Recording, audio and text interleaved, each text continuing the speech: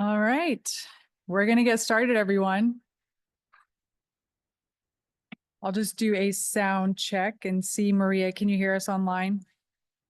Yes. All right, great. Okay, so we are at our 11th Community Advisory Group meeting for the Clark County Climate Change Planning Project. Can't believe we're at meeting 11. We have 2 left, today and March. So we're really at the home stretch now. I'm Sylvia Chabrowski for folks online. I know, it is crazy. I'll help facilitate today's meeting, and we have a full agenda ahead of us. We've never had a meeting where we didn't have a full agenda, but today is especially full because we are really using today's meeting and March meeting to finish up all of the great work that you have done over the last year. It sounds a little echoey to me. Yes, that was my computer. Okay. Yeah, everyone thank you. Give yourselves a hand. It's been amazing work. All right, let's go to the next slide. Just a reminder that this work is funded by Washington's Climate Commitment Act. Thank you. And next slide. And next slide. I just want to stop for a moment to acknowledge the county team and the consultant team that's here in the room. We all know each other, but Jenna, I'll turn to you for introducing Oliver, who's in the room today. Yeah. Hi, everyone. This is Jenna. So just a few other folks from the county who are here with me today. Harrison Houston is over by Nelson, transportation planner and community planning. Also here to help field questions today. Community Planning Director Oliver Orgiaco is in the audience. He is listening in, and if we need his help with anything, we will invite him to the table. And we've got Amy Koski with Public Health online, and prosecuting attorney Chris Cook may be online listening in as well. So just want to thank my team who's here as well tonight. Great, thank you. And we have had Dana Hellman at lots of our meetings in the past, but maybe not as present in the last few meetings. So thanks for joining again, Dana. Let's go ahead to the next slide. And I'll just walk through our vision and our purpose and our agenda, and then we can dive right in. So we always start with our vision statement as a reminder of what we're here to do, which is to implement House Bill 1181 and create a climate chapter in support of greenhouse gas emissions reduction, vehicle miles traveled reduction, and resilience and environmental justice goals. And so we hope that through this work in 2045, Clark County would have good stewardship, better health equity, green jobs, transformed transportation, energy, and waste systems, and be prepared for uncertainty. It's kind of what we're all trying to move towards through this work. And next slide. All right, so this is a big one. This is our meeting purpose. So today, like I said before, today's meeting and the next meeting are the last 2 of full community advisory group meetings. And so today and in March, we are going to be seeking consensus on all of the goals and policies that you all have helped shape over the last year. And if you can think back to when we first met, which I can't even remember what month it was, but it was a long time ago, you did all that work to kind of brainstorm ideas, and those became words on a page, and we talked about those words on a page, and those became more and more refined. And so you have done so much to bring your voices into the work that you're seeing today. And so I just want to acknowledge and celebrate everything that's already happened to date. And today in March are really about, okay, we're at this point where we have all these words on the page. You know, can you live with this? Is this something that can move forward as a recommendation to the Planning Commission and County Council? So we've done all of the discussing, we've done all the talking and the commenting and the input. And today in March are about, it's really like, we can just call it voting. Like, are these good to go? And if not, real quick, succinct suggestions on what can we modify here to make it work for the folks at the table. So that's our big piece for today. And then we will also have a couple of other pieces today, which are having updates from the Building and Energy Subcommittee. That's a quick update. We're not going to get into those goals and policies. We're going to talk about those in March. And then we'll also share an update on the greenhouse gas emissions reduction targets and how you'll be able to weigh in on those through a survey after today's meeting. All right, let's move on. All right, so here's our agenda. It's basically what I just said. We're going to have project updates. We're going to spend almost all of the meeting on the climate element goals and policies. And then we'll have those 2 updates, and then we'll have public comment. So thank you, members of the public online and in the room. We'll have an opportunity for 10 minutes of public comment around 8:10 today. And then we'll just wrap up with next steps and give you really clear direction on what's going to happen between today and the March meeting, because there is some work and some subcommittee work that's going to keep going on and some survey work. All right, next slide. Okay, webinar participation tips. I think we all know how to use the webinar by now. But just a reminder, if you're online, just use the raise hand button to get in the queue to speak. Stay on mute when you're not speaking. If you're in the room, as you know, the microphones can be fairly sensitive, and just remember to turn it on to speak and then turn it off when you're done so that we reduce kind of background noise here. And say your name and affiliation before you, or even just your name, so that we know who's talking. And we'll take a break in the middle of the meeting, but move around if you need to. If you're in the room, of course, there's food back here, and the meeting's being recorded. And if you have any Zoom technical issues, email Maria at mverano@kernswest.com. All right, next slide.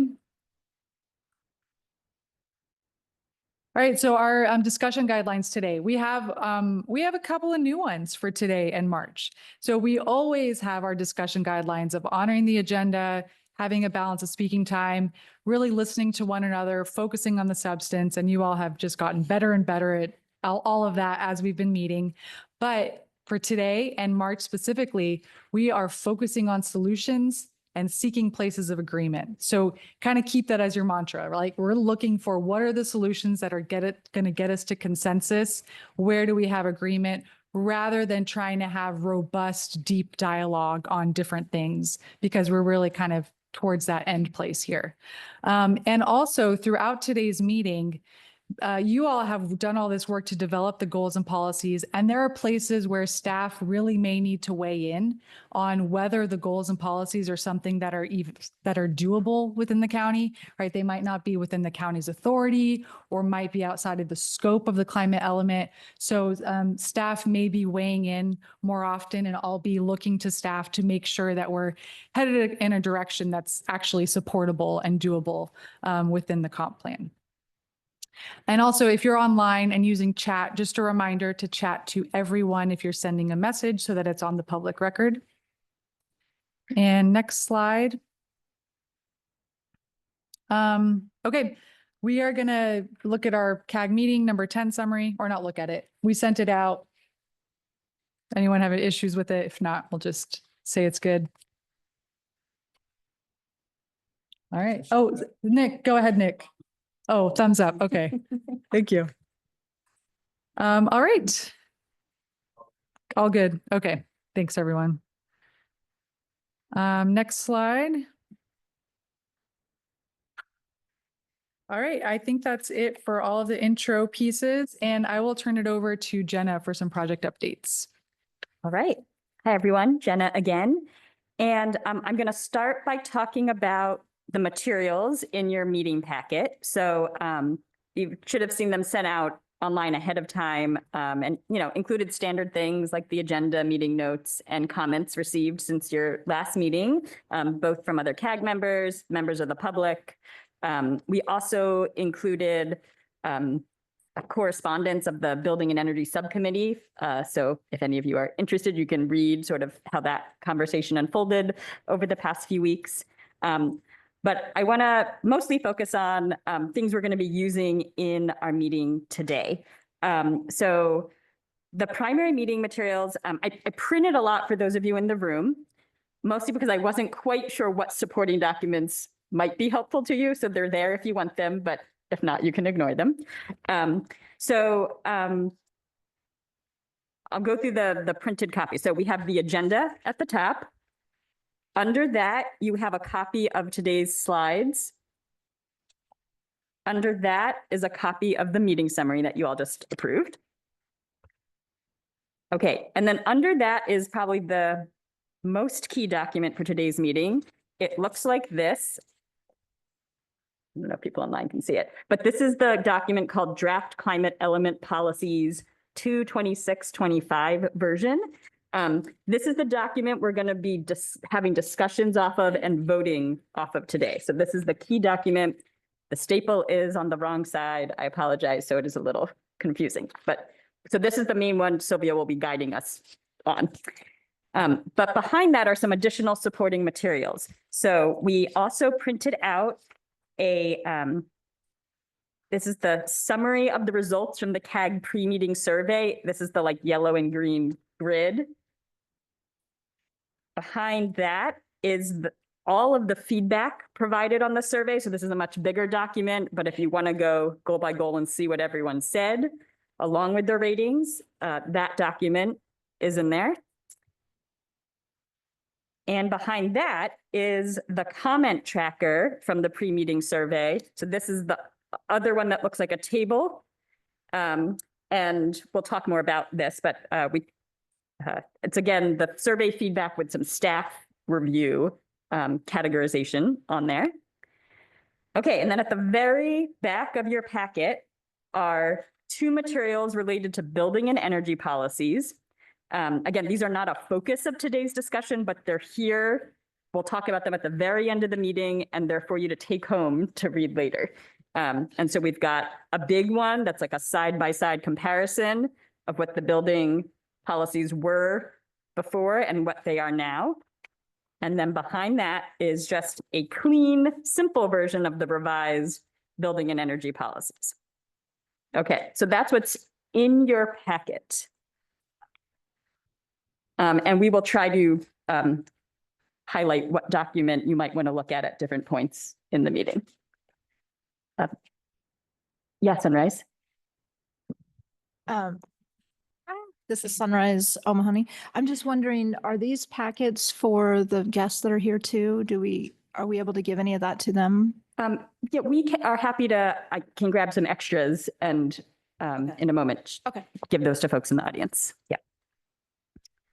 Okay, if we can go to the next slide, I'm going to shift to just reviewing where we are in the process. So as you all, we've seen this slide before. This is the overarching decision-making process for this climate chapter. We are on that starred item today where the CAG is working on finalizing their recommendations. And once you all finalize your recommendations by the end of your next meeting, you all are done as a group. You will have completed the charge you were asked to help with by joining this group. And then your recommendation will move forward in the process to the Planning Commission and so forth. Okay, let's go to the next slide just to look a little bit closer. So this is just a reminder, as Sylvia already mentioned, a lot has happened in the past year, right? From, I think our first meeting was late February, so a year ago. And it's just been, you've looked at a lot of information, you've brainstormed, you've debated various policies along the way. A lot has happened. So we just want to acknowledge that and not forget that. And if we go to the next slide, we are in your final steps. So we are in that phase 4 final policy recommendations phase of your work, where the 2 start items are what's left. And so we'll be working on discussing and you all making your recommendations on policies to move forward. And at the very end of the meeting, I will talk about an optional subcommittee. So anyway, we'll talk more about that later. We will introduce that at the end of today's meeting. And I think I'm going to stop there so we can have more discussion time. Yeah, go ahead, Ann. So the 2 asterisked or starred, starred issues or bullets, it's probably a better way, under phase 4, discuss and refine policy and work toward consensus. And then optional subcommittee, letter to accompany policy recommendation. Yes, I'm going to talk about that at the end of today's meeting and invite you all if you would Okay. if Okay. the CAG would like to do that. Okay, Yeah. and real quick too, sorry, I've got a whole lot of stuff in front of me here. On this one, okay, I see only one element or one set of goals that may be subject to a subcommittee. Is that correct? We will talk about that in just a moment and talk through that document. So Okay, or maybe there are two, but those, so all I want is clarification. So those would have to take place before the March meeting. Is that yes, any correct? subcommittee work. Yeah. Thank you. Thanks, Ann. All right, let's go to the next slide, and we are going to dive into our consensus seeking process now. We'll start with some context, of course. So let's go to the next slide. So what we're going to be doing for the next couple of hours together is going through the goals and policies and trying to see where does the CAG align and have consensus on the goals and policies. So we define that as you can live with it. Even if it's not your first choice, you can live with this goal and or policy, whatever it is we're talking about, as a recommendation because you see how it meets the needs, interests of the CAG, and you're okay with it moving forward to Planning Commission and County Council as a CAG recommendation. So that's kind of the bar for consensus. You can live with it. Might not be your favorite, might not be your first choice, but you're like, I can do that. And so we're going to kind of walk through all the goals and policies, or the ones that we can today, to with that question in mind. And then after today's meeting, there's still a lot of work that's going to happen. You're going to get a survey to weigh in on the building and energy policies. So if you'll remember, the survey that you all did before today had all of the goal areas except for building and energy. So you'll get a survey on those and some additional work too, which we'll talk about later. In March, we'll talk about those building and energy goals and policies, and also other goals and policies that we don't get to today because we probably don't have time to get through everything, and some that are flagged as subcommittee work, which we'll also talk about, that we'll check in on in March. And next slide. I don't know if that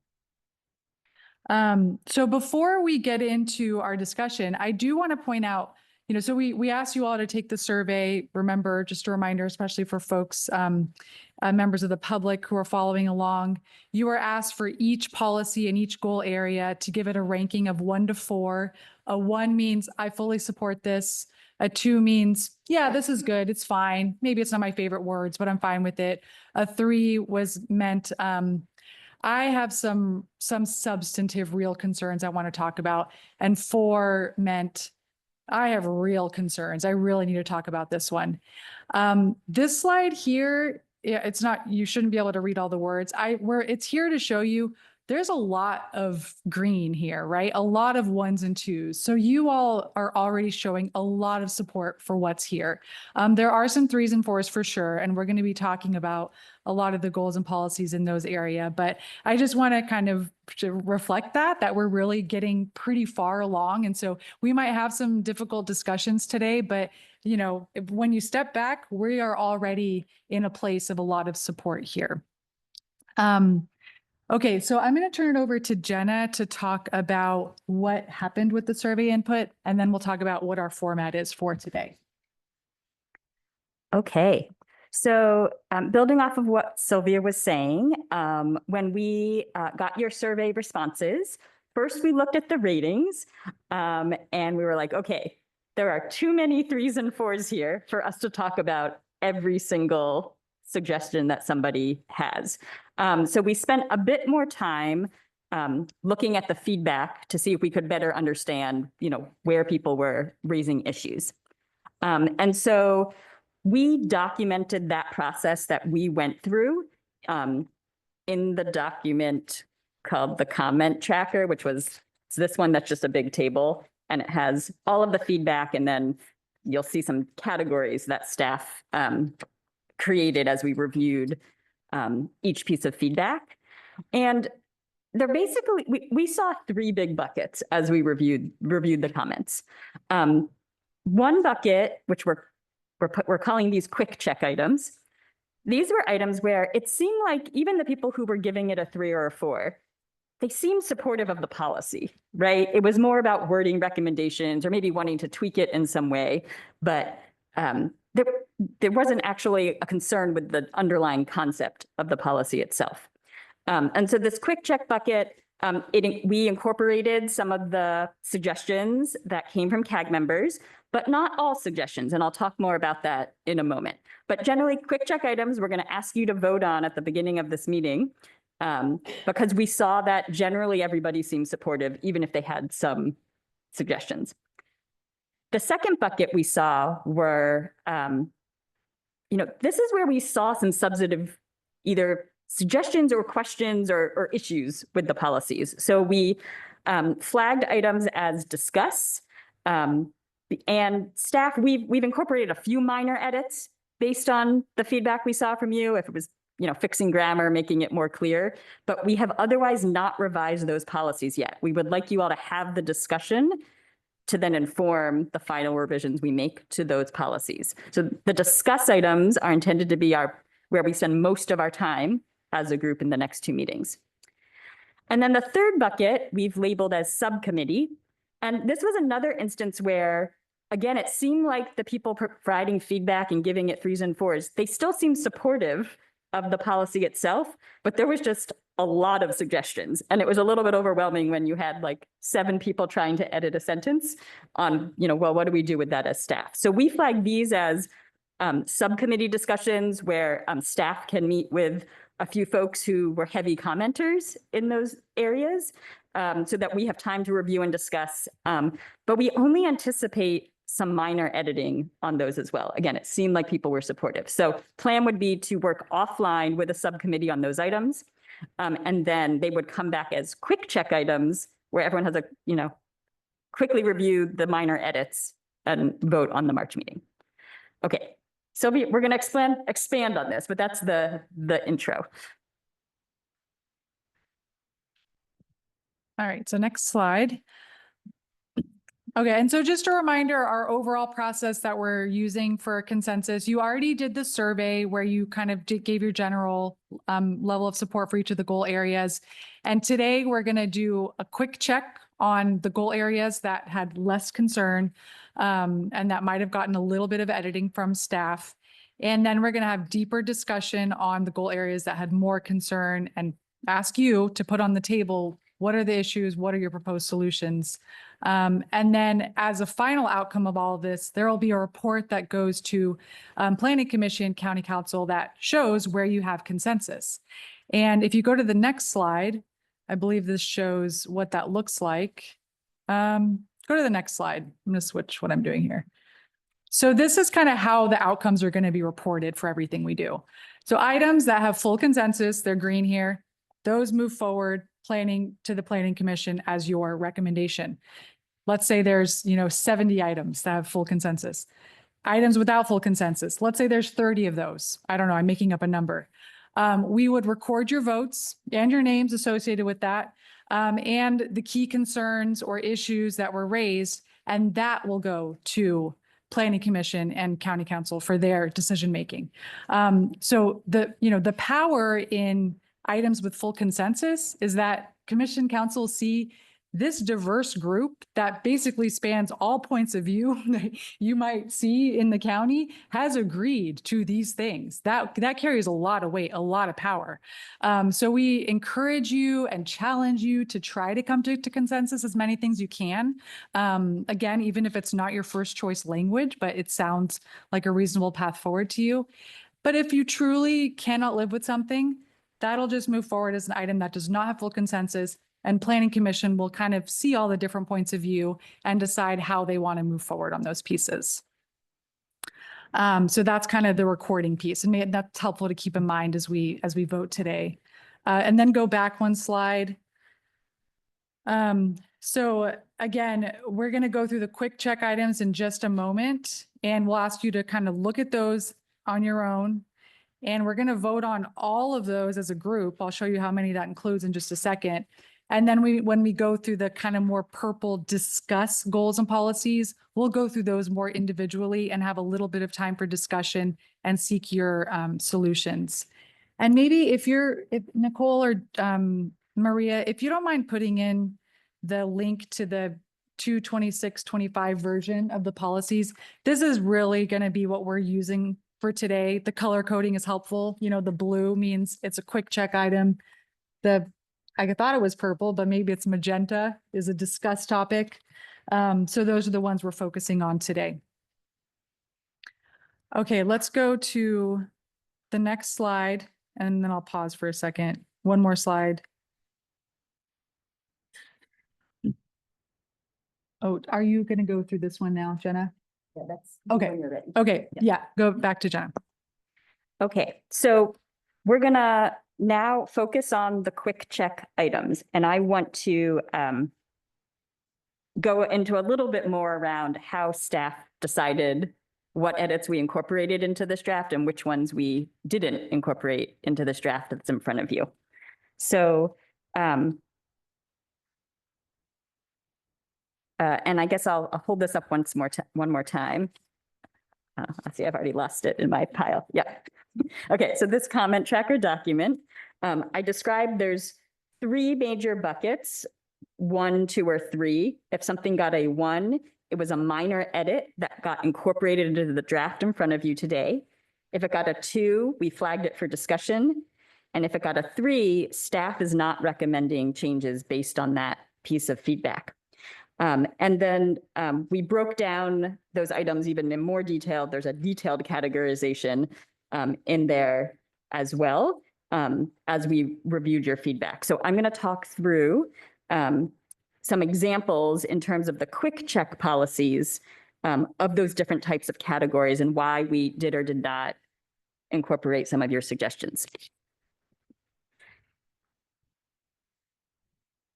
Okay, so edits that got incorporated were recommendations we saw from you all that we felt helped make the policy more clear, right? You fixed our grammar, you split up the sentence in a way that made it easier to understand, or you made a word choice suggestion that was just like crisper and more to the point. You know, so those are the types of edits we folded in. And then I think the other kinds of edits we incorporated were, you know, very minor. Like in some places, someone said, and schools, you know, it said something about organizations and schools. And so you might see an and schools type edit in there. But these edits, none of them are changing what the policy does or changing it in any significant way. So these are only minor revisions. And so those are showing up as track change in this document. So the red and the underline, that's how those are the edits we've made in here based on some of the CAG members' feedback. But there was a lot of feedback we didn't incorporate, and I want to talk through why we might not have done that.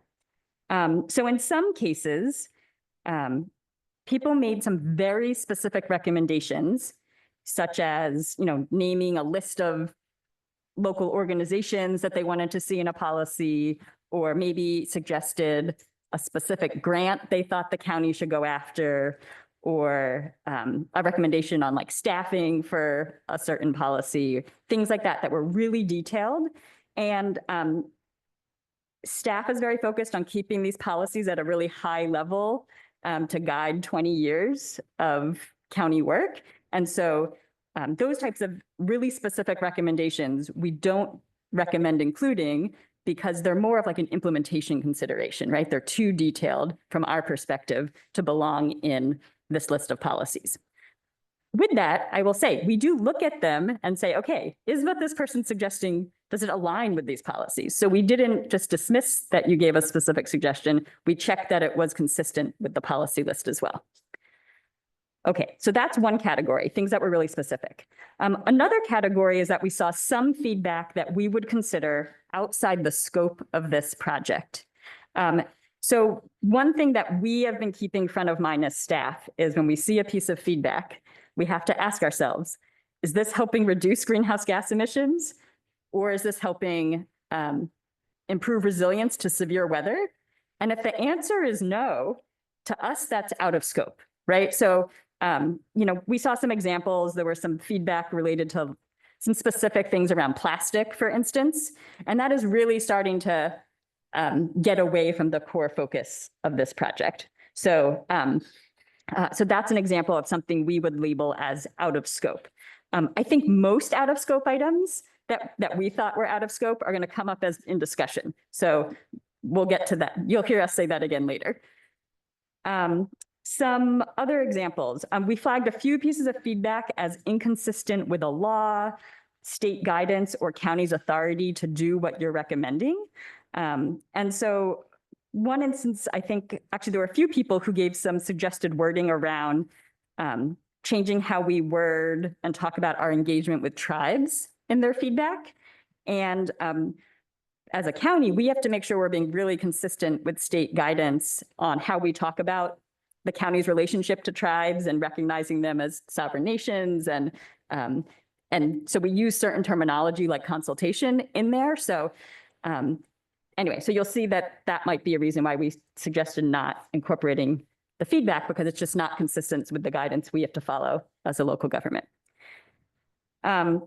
In some places, there was some feedback that people provided, and we think it's already addressed somewhere else. So we flagged that as that's addressed in another place, whether it's somewhere else on the climate element policy list or somewhere else in the comprehensive plan. We would flag items that we felt were sufficiently addressed elsewhere. There were also several instances where people gave feedback where they were revising a policy, right? They rewrote it in a way that was more, it was their preferred words, right, on how they would like to see that policy written.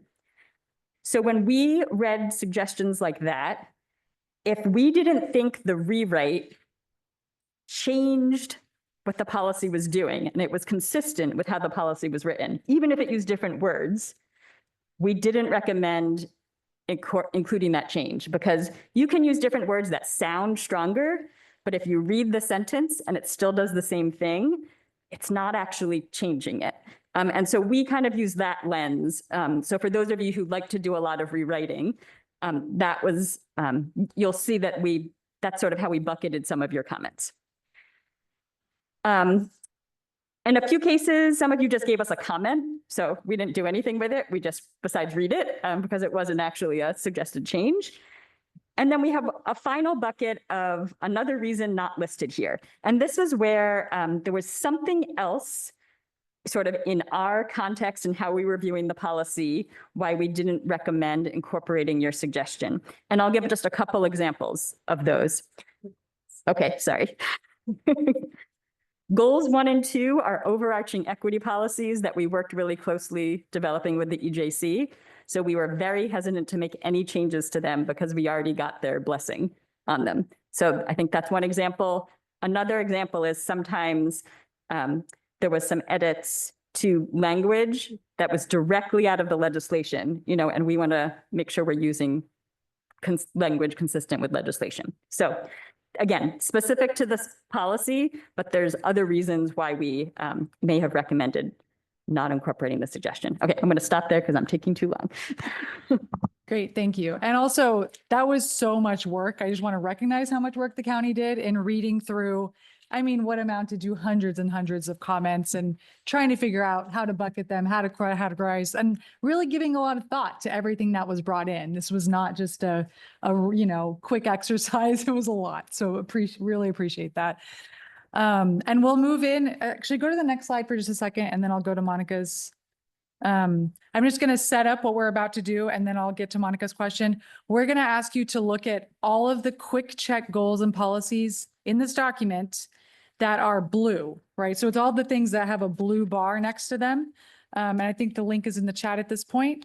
So it's goals 1, 2, 4, 9, 10, 13, 15, 17, 18, 20, 21, 22, 29, 30, 32, 33, all of those that are listed on the screen. Easier probably to just find anything that has a blue color next to it. And we're going to ask you as a whole, right? We're not going one by one on these. We're going to ask, can you live with this whole set of all of the goals that are and policies that are blue in this document? And I'll let you guys have some time to look at those on your own. And I think some of you have been doing that throughout the few minutes before as well. maybe a few questions if they're like dire for you to be able to do the vote, and then we'll go there. Monica. Thank you, and I appreciate everyone's work on this. I appreciate everyone's viewpoint, but I would like to respectfully disagree about the plastics. Reasons why plastics are primarily made from fossil fuels. So Wait, reducing, Monica, is plastics one of the goals and policies we're talking about right now? it was something that I had suggested to reduce plastic because it does actually has a major source of greenhouse gas emissions, and so that is something that actually pertains to reducing greenhouse. But gas. which goal and policy that we're talking about right now does it pertain to? So I heard something, and so I just wanted to say something. I appreciate that. I'll give you like 1 minute on that, but today we really want to stay on topic to what we're I talking thought that about. was on topic, so okay. Okay. All right, thank you.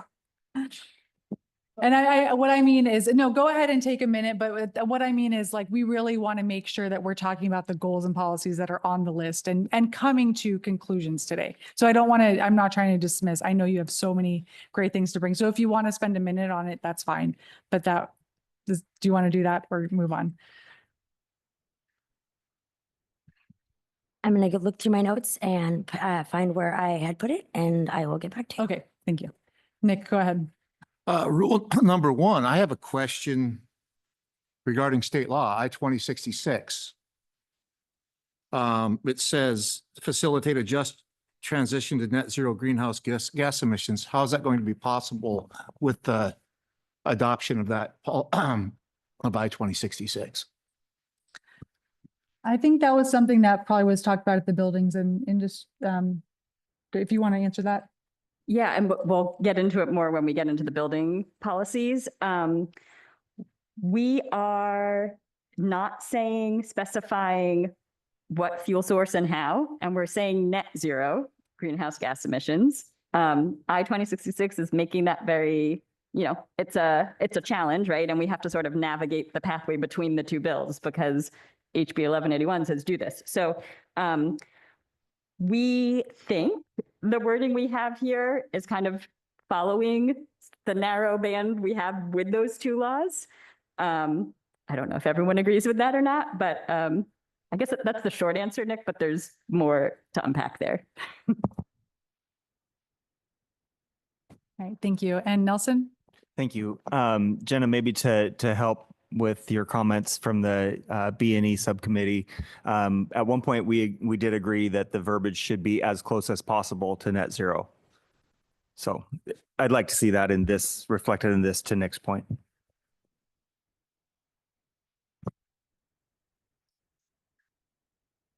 So you're suggesting for goal one to change it to facilitate a just transition to as close to net zero? Okay, maybe I'll turn to Jenna on how that, if that's any concerns with that. Yeah. Well, I guess, Sylvia, I have a process question. Do we want to give everybody time so that they can then just name, like, I want to make sure we're coordinated versus, so I guess that's sort of a question back to you on how to handle That's a that. good point. Yeah, so let's maybe, I think what we will do here is if you have any questions that need to be answered before we vote, go ahead and ask them. But otherwise, we'll just vote on all of these goals and policies as a whole. And if you vote no, then we'll ask you which goal or policy do you have an issue with? And then we'll see if we have time to address those today.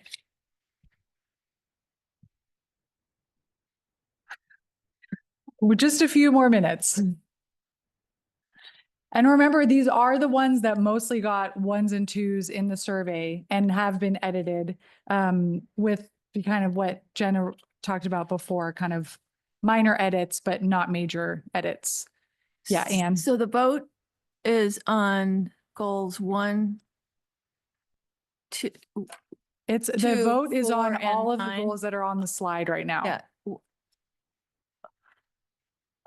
All of the. Why am I not getting this? So goals 1, 2, 4, 9 plus goal 10 plus 13. So all of those. Yes. You. It is a long list, and this is the list that got almost all 1s and 2s in the survey. And the comments that came in on them were mostly about kind of word edits, not huge substantive changes. And so that's kind of why this bucket is big. And it's intended to be because there was a lot of support for these through the survey.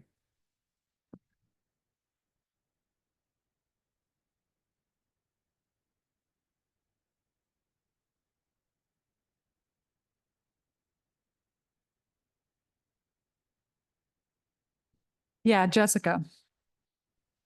So just to clarify, I want to make sure I have it right. Is this kind of an all or nothing? So like we're voting, say, yes, we want all of these as they are, even though like maybe we feel there should be a little bit of few tweaks in there, or no, we don't want them at all. I would say, yeah, we're going to vote on all of them as a whole. And so we'll ask, Jessica, can you support this whole list of, I don't know how many this is, 15 goals moving forward? If maybe you say, yes, I support moving all of them forward except for goal 20, policy 3, or whatever it might be. So if you have exception with one of them, then you can let us know which one that is. Does that make sense? Yes, thank you. Okay.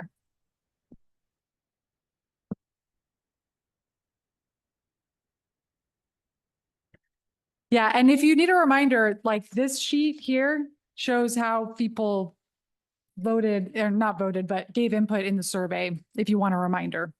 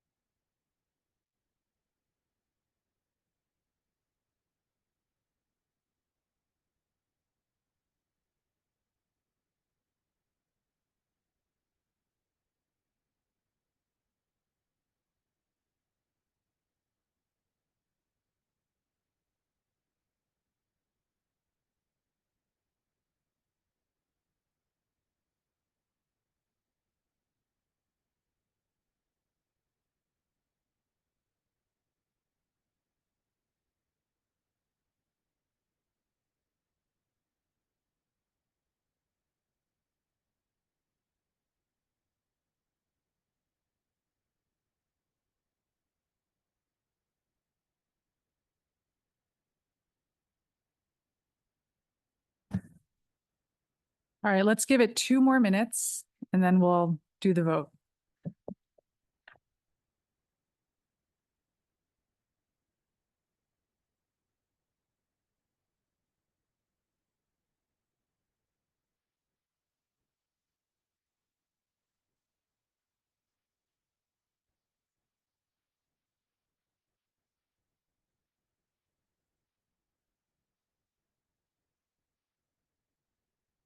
Yeah, Monica. Clarification, we're just doing a vote after 2 minutes, or we're saying something is like we see something that we want, or We're going to do a vote after 2 minutes. So I'll go person by person. And if you're good with all of these, say yes.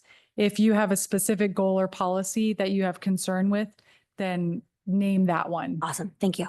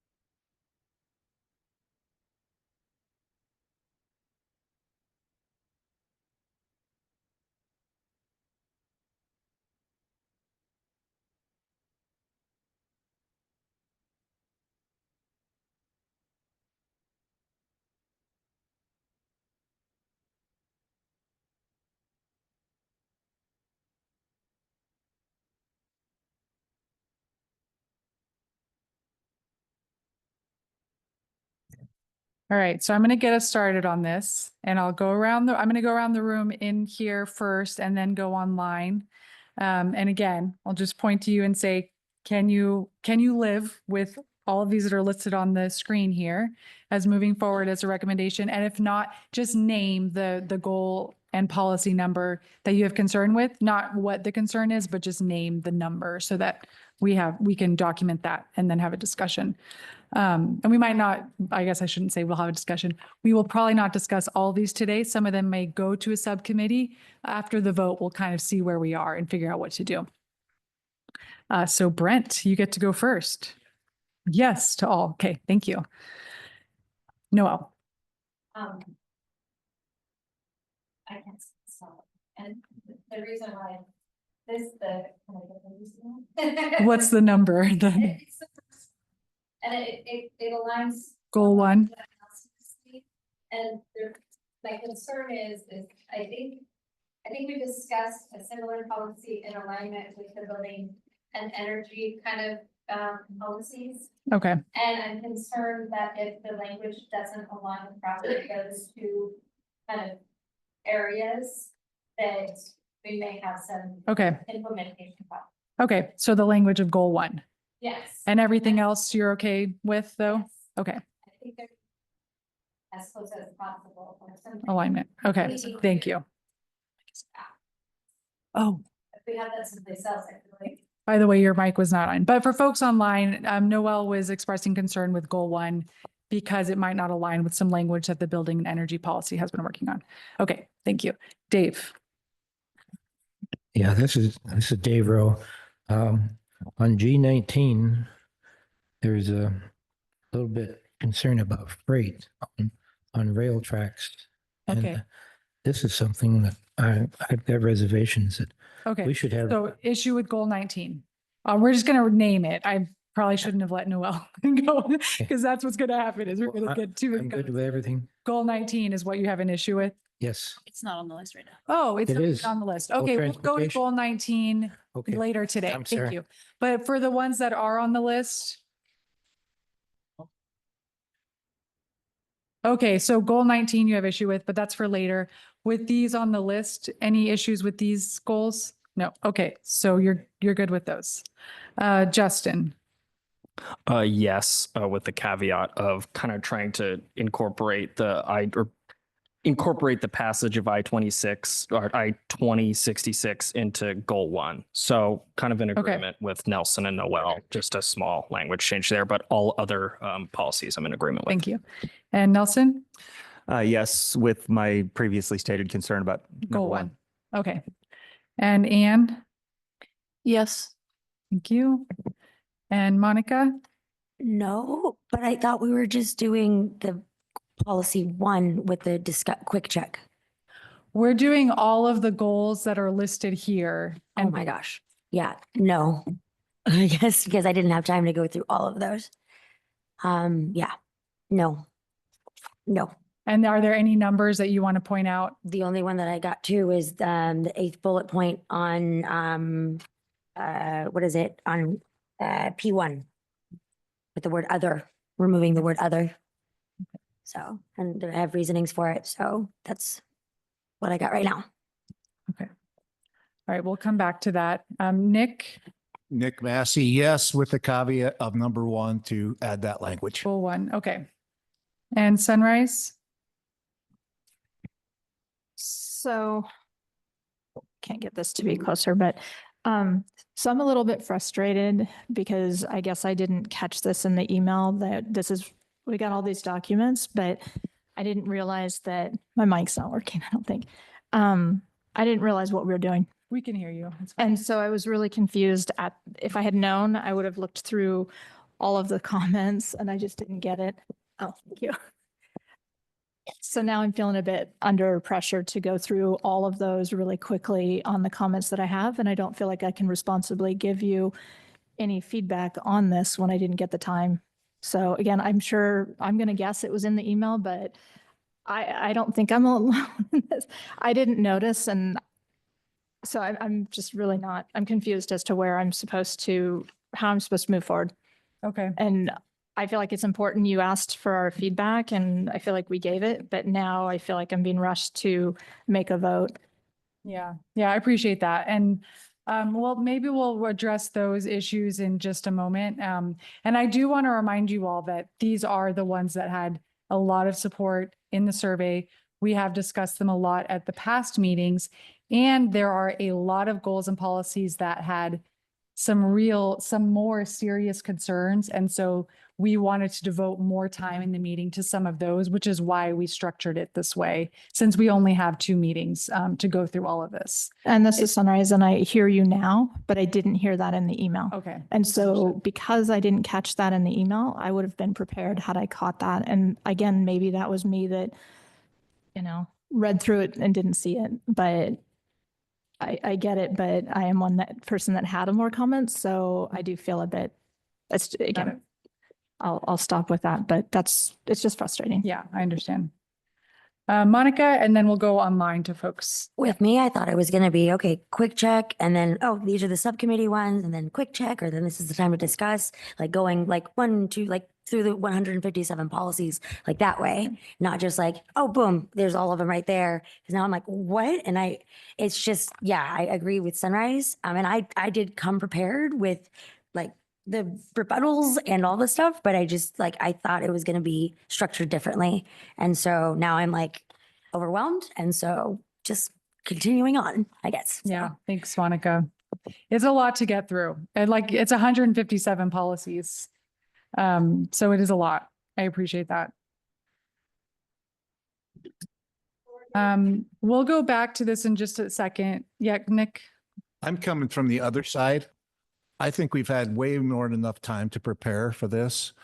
We've been discussing these for over 11 minutes, so meetings, and I think you're doing a wonderful job, Sylvia.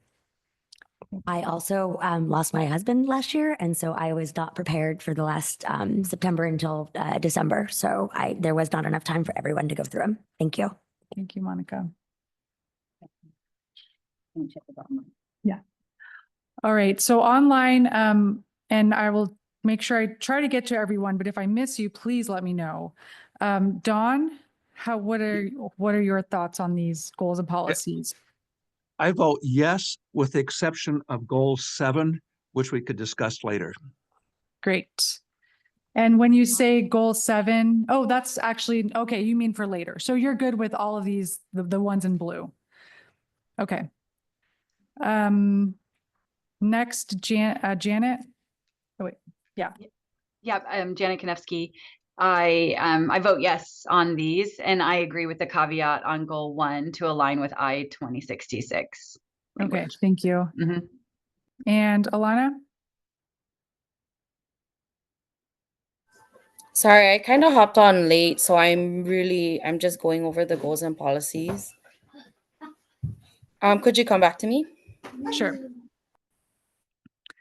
Let's go to Jessica.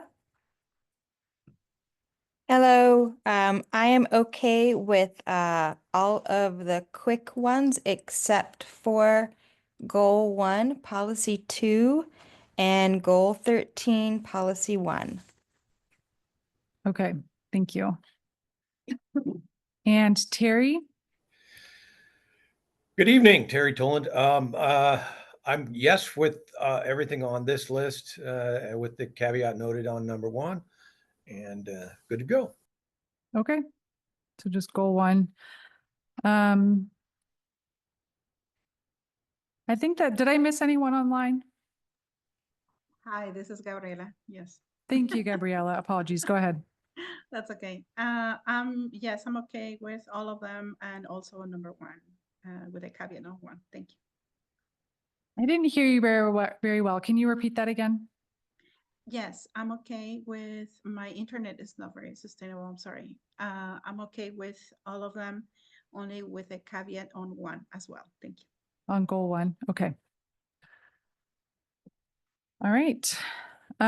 Great. So, and I'd like to just hear what Sunrise and Monica would like to suggest that we do with your input moving forward, or what you would like, what you would like to see. So this is Sunrise. I guess I did just have a couple clarification questions that, because I didn't actually vote on or say what I wanted on this and I did have a couple just questions on clarifying. Why, just so that I understand, why is the county not allowed to pay tribal members when they're being in advisory or consulting positions? If I understood that right with what you said. Do you want to address that? Is that okay to ask that? I mean, I think so. Yeah, if it'll help you clarify It will. a policy so that you can decide, yeah. Yeah, so I think the way county was viewing that feedback was we're writing these really high level guiding policies on county relationship with tribes. So we want to make sure we're using the like formal consultation type language.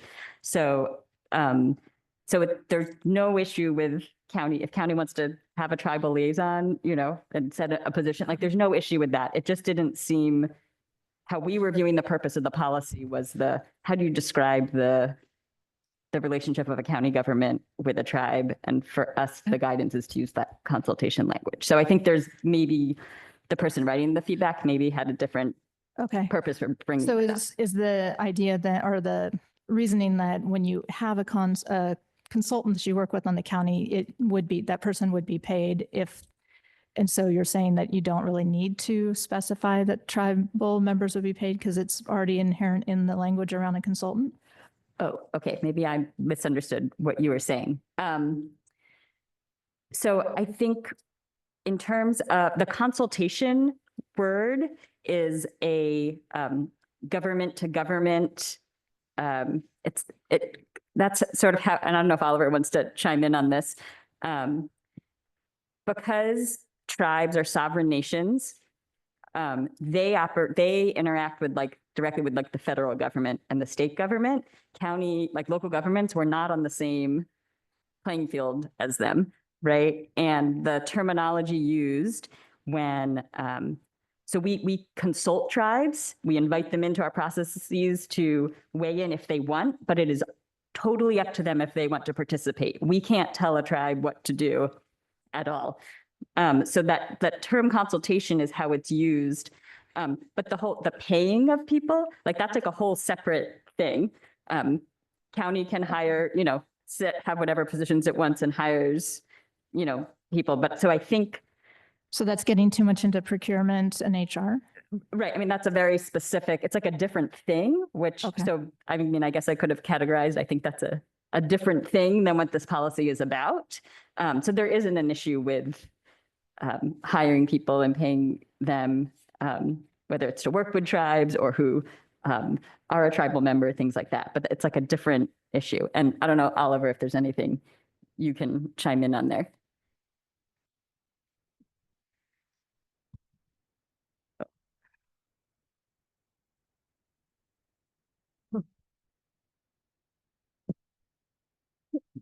Okay, thank you. This is Oliver Oyako, Community Planning Director. An issue of working with the tribe, counties and local government can consult. We do a lot of consultation and encouraging the tribe to work with local government. We cannot force them to do so. We can extend an olive branch to them to participate, and that's what we have been doing. We have a language or a policy, countywide planning policy, consistent with the state provision that we do consultation as we do certain work, including land use planning. But as you know, Jenna pointed out, the tribe is a sovereign nation. We cannot tell them what to do. We can only consult with them. If they are willing to consult with us, we invite them. They sit in our meetings, planning meetings that we have monthly. All we can do is consult with them. Okay, thanks for the clarification. And I guess the other, because I didn't have time to go through all of these, so the other one is just more of a question for, I think it would be Noel and Nick, not being as knowledgeable on the reason, or no, and somebody else online said this. Was it 2066 on that? I just don't know what that connection is to this. And since they brought it up, are we going to later have a chance for them to mention it? We'll Okay. talk about that Okay. later. Yeah, thanks. Then, I mean, I guess the closest I can give you is that I'm okay with some of these. And I'm just going to end up having to abstain from the others because I can't go through it that fast. I don't know that you even have abstention with a consensus, but I just can't unless I can give these comments later after this in email. But then it's no vote. So I'm just going to abstain and have my comments noted that I think this wasn't a fair way for us to do this. Okay, I appreciate that. And I'm going to push back a little bit and ask what we can't, I mean, I understand that it feels like it's an unfair way to do this. And I suppose I'd put it back, how could we do this in a different way? I don't think there is any way you can do it right now. And again, it might have been my fault that I didn't see the email and read it proper. I mean, I saw it, but I didn't read it properly. At this point, I just don't have the time. My comprehension can't read all this information that fast. So I'm just personally not able to do it. So Okay. I'm not knocking you guys for right now, how you're handling it. It's just that I am not able to be prepared to do this right now. Mhm. And because I'm not prepared, then I don't feel comfortable saying yes or no. Okay. I don't. We should be able to say yes to one and two. Oh, okay. For the ones that you marked as 1 or 2 in the survey, would those ones be, would you be comfortable saying yes to those, but abstaining from the others? Okay, thanks for clarifying. Monica, and then Elena, I'll go back to you as well online to get your vote and after Monica speaks. So with Sunrise, and I feel you. If any one of us votes no, then it doesn't go through.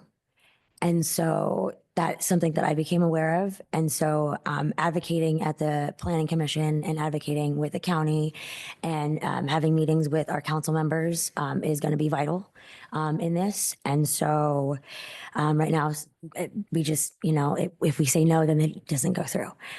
Second thing, I have talked with the tribal member and the word consult. When I talked to her about this, she said it was like a spit in the face. Because this land was stolen. And so she's like, either, hire us for our time because we live in a capitalistic system or give us back our land. And so just wanted to share that with her remarks with this. Okay, thank you, Monica. And Alana online, I'll go back to you to see how you're voting here. I'm good with moving forward for now. Thank you. Appreciate that. And Monica, what would you like to do for your vote for this set of Mine's going to goals? be yes, so it can go through. Yes, so they can go through. Okay. And maybe does anyone have anything they want to share with Sunrise or Sunrise? Is there anything else you want to ask the group to move forward on any of these? Because Monica, I appreciate the way you put that kind of a no vote on one of these means that all points of view will be brought forward to the council, but it's not moving forward as a recommendation. So Sunrise, I'll just kind of turn to you with reflections on that. So it kind of sounds like I'm being asked to say yes. I think it's just these are like this is the outcome of saying no. Essentially, is that it doesn't move forward as a recommendation and instead all perspectives move forward. I just want to clarify that that's kind of the path forward. Well, I guess the Planning Commission will hear from me then when it's time. So go ahead and say yes, but I just want it on public record that I don't agree with my vote. But if you want me to do it for consensus, since it's obvious that I'm the only one, then I'll say yes. And maybe we can talk a little bit at a break, Sunrise. I do want to go back to the list of items that had some concerns. It was the language of goal 1 and also goal 1 policy 2 and goal 13, policy 1. And I think we would say those could move into a subcommittee for kind of some refinement and be brought back to the next meeting.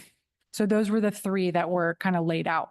I also had number 13. That's where I got to. So 13, let's see here.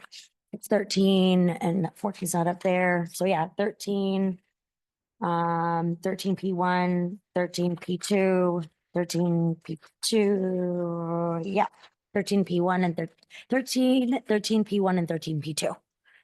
Okay. And that's all I got to. 13P1 and 13P2. Correct. So yeah, You would 13, want more 13P1 discussion and on. 13P2. Yeah, the rest of them, I couldn't read through all of them with the rebuttals and everything.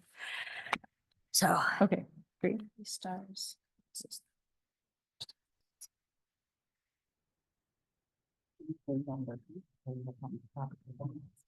Maybe let's take a 5-minute break so we can reassess where we are and then we'll get back together. So 6:42. All right. Thank you.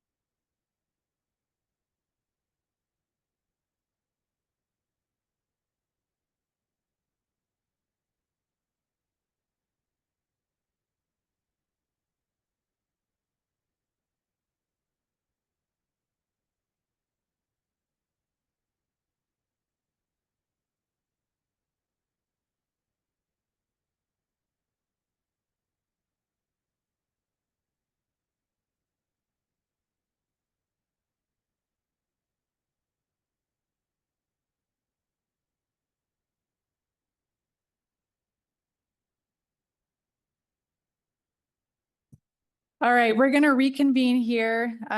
Thanks, everyone. I know that this is a lot to do all at once, and so I appreciate the frustrations and pushing back on the process as well as needed.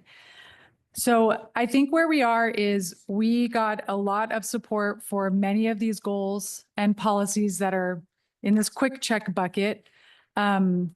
We've spoken to Sunrise, and there are some that she will check in with staff about between today and the next meeting. So we may bring some of those back again for another quick check after kind of discussing those so that, you know, you can get more information on all the comments that you brought forward. But the ones, there are a lot that got full consensus support today. I can't list them right now because Tracy can. Do you want to go ahead and do that? Yeah, let's do Okay, so Tracy's going to list them. Let's list them because this is actually really good, guys. Everybody, there is a lot of consensus in the room and I don't want that to get overlooked at all either. So the policy or the goals that do have full consensus with this group today are goal 4, goal 9, goal 10, goal 17, goal 18, goal 20, goal 22, goal 29, goal 32, and goal 33. That's amazing. Great job. Thank you for tracking all of that. And so appreciate all the hard conversation. And again, we may bring some of these back again for next week, and we'll send out, you know, the notes so you have clear documentation on kind of where we landed just now. All right. So thank you everyone for that.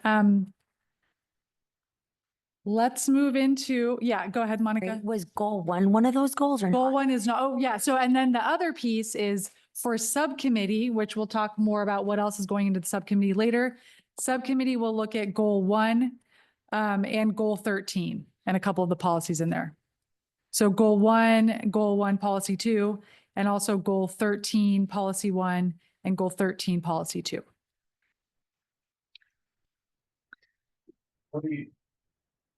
Nick Massey, so what are you doing with the ones that are on here that you didn't, that are in? That we didn't, okay, those are some that Sunrise still had questions about. And so we're going to try to address those in between today's and next meeting and then circle back to them. So I guess that was goal 2. 2, 15, 15, 21, and 30. 21, and 30.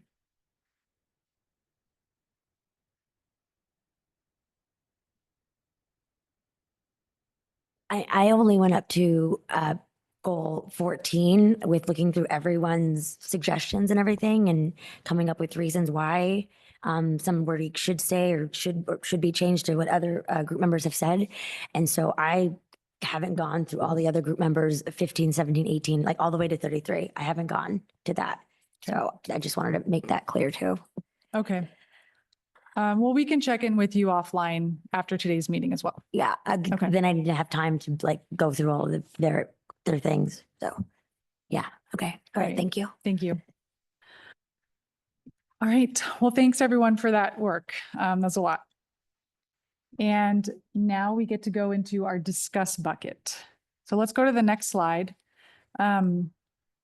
This is a list. We're not going to, well, we were trying to aim to get to all of these today. We'll see where we get to. This is a list of all of the goals and policies that had more 3s and 4s in the survey and need further discussion. So what we're going to do today is kind of go to each of the goal areas. We're going to start, we're not going in order of number because there are just some that we think are more important to get to today. So we want to start with goal 19. That's the transportation and land use goal, and it has lots of policies under it. And there were a few policies in particular that got significant comments in the survey. So what we're going to ask you all to do is to go to goal 19 in your packet to start, and we'll kind of start there and ask you to raise your issue. You know, maybe you took the survey and now at this point, you think it's less of an issue, you can live with it without it, then you don't have to raise your issue. But if there's something that's going to keep you from saying yes to that policy, then go ahead and raise it. and say what you would suggest be different about the policy language to meet your interest or kind of address your concern. And then we're going to vote on that goal as a whole. So we'll start with goal 19, talk about the policies that have concern within it, and then we'll vote on that as a group. After that, we'll go to goal 11, talk about the policies that had concern there, which were number 2, 4, and 5. Vote on that as a group, and so on for the goals that are listed here. Does that make sense? So let's go ahead and share on the screen the document. And for folks in the room, you can go to page 23. I guess folks online too, if you're following along with the document. Oh, sorry, it's not page 23. 18. Page 18. Is that right?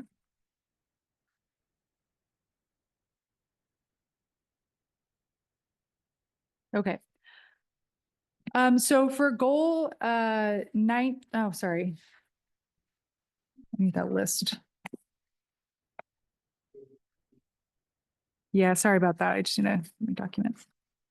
Okay, so for goal 19, on the survey, there was a mix for this one. Oh, go ahead, Dave.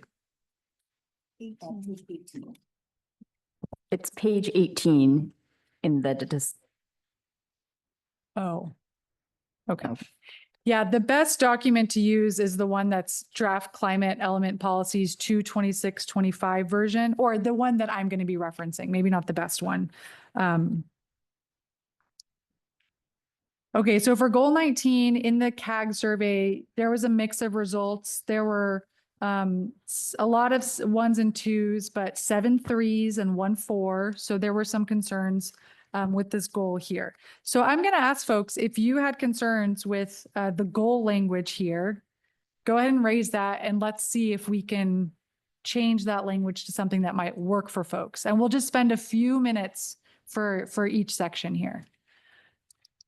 I'm going to start with Justin. Go ahead, Justin. Justin Wood here. So we're talking about the goal right now and kind of language within it. So the only issue I had within the language within the goal was equitably. You know, I can understand it with some of these other policies, what equitably means. Equitability is, you know, is the equality of outcome rather than the equality of opportunity. So how, I just have a question because it's really important with reducing vehicle miles traveled just to mandate within the legislation. How is that done equitably? Does everybody reduce their vehicle miles traveled the same amount? Does some people reduce more than others? I think that's a huge question. And just given that fact that we haven't really been given any context, I couldn't support that language right now.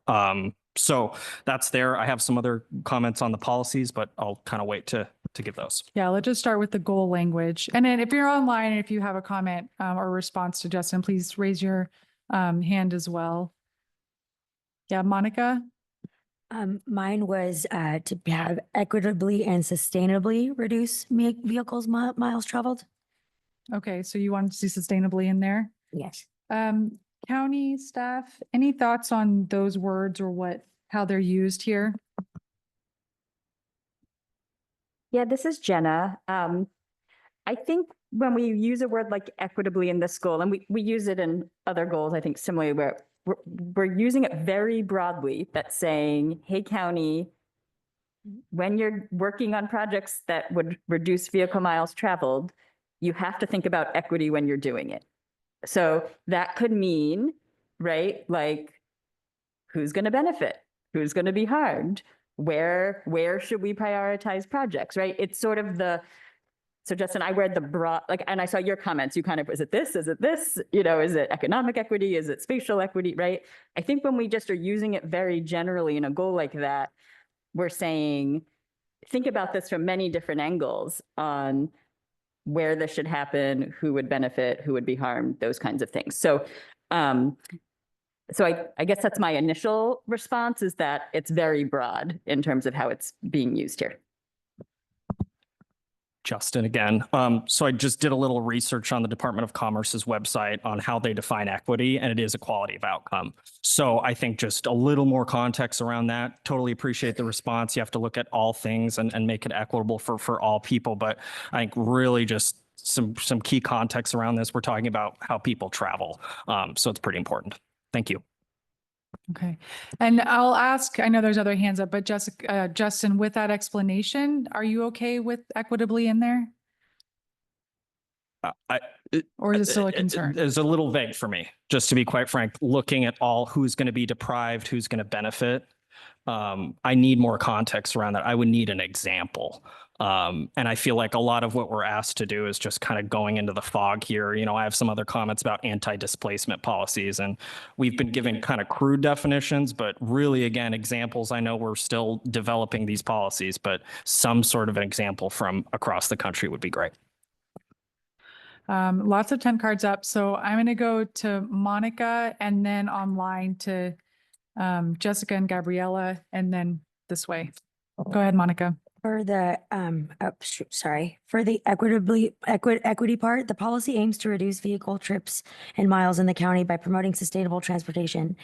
It focuses on improving, if equity is removed, that's wrong. If equity is removed from the policy, it focus shifts solely to sustainability and efficiency in reducing vehicle trips and miles that might lead to initiatives that prioritize certain areas or groups over others, potentially neglecting the needs of marginalized communities.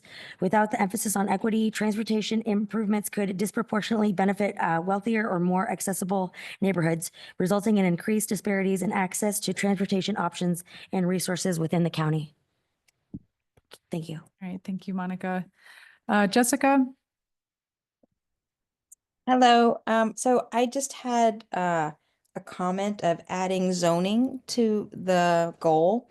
So it would be equitably reduce vehicle trips and miles within the county through changes to land use, transportation, infrastructure, zoning, and commuting options and modes. And my thought process for that was that if you're trying to reduce vehicle miles, having shorter commutes, so you have more places of light business or industry near residential, then people don't have to drive as far to go to work. And doesn't that require a zoning change in order for that to happen? Jessica, this is Jenna. When the word land use in that sentence would be inclusive of zoning. So land use is like the broader term, but zoning is a piece of land use. Okay, perfect. Thank you. All right. Thank you. And Gabriella? Yes, thank you. This is Gabriela. For me, when I read this, that was the first thing that I thought. How can we say something is equitable? How are we going to measure that? And so just having the thought of being equitable when using transportation, what will that really translate to, you know? So I don't know. Thank you. Yeah, thank you, Gabriella. And Nelson, and then Noel. Nelson Holmberg, my suggestion here would be, what if we just, based on the explanation that Jenna gave us, what if we just say reduce vehicle miles, or vehicle trips and miles viewed through the lens of equity, based on the way that Jenna described that. That could make me more comfortable.